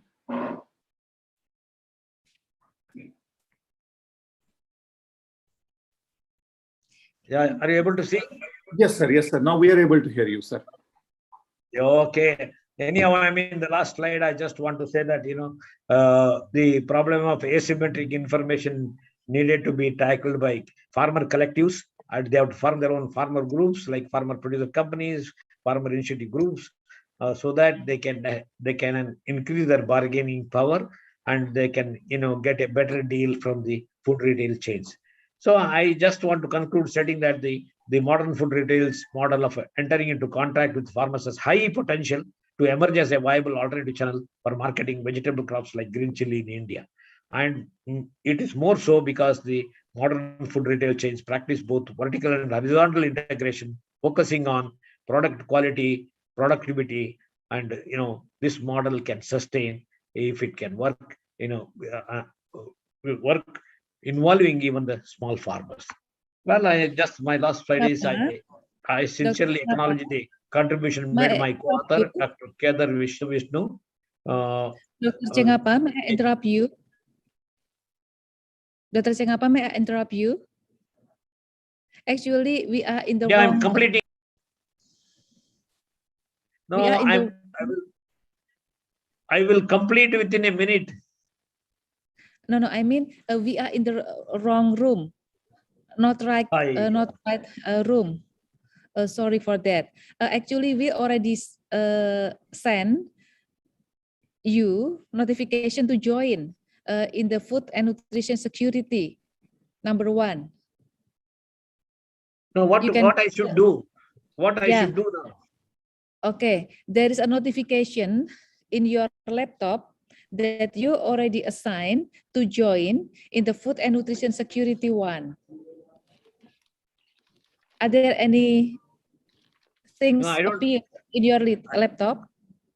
I don't find anything, for example, I opened it up. Yeah. Now I don't find anything. Okay, and then maybe you can try through breakout room. Maybe you can go to the bottom, left bottom. There is an option of the breakout room. Which come near recording, sir. But even I am also not receiving, ma'am, here. So even near recording, there will be option breakout. Room is there. I saw the breakout room. Just saw. Yeah, and then click. Yeah, I click breakout room, and then you can go to the food and nutrition security 1. Yeah, I said join. Okay. Okay, you said join there.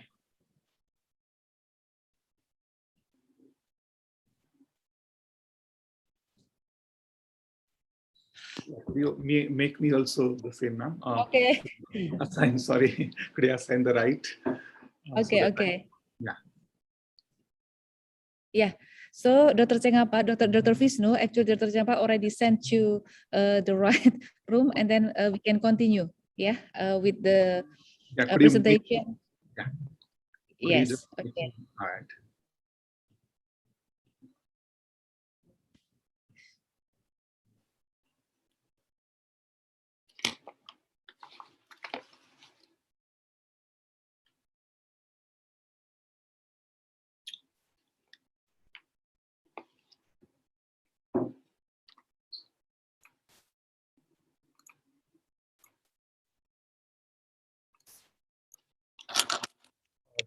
Not at the seat, ma'am. Could you please help me? So far, the option is not showing.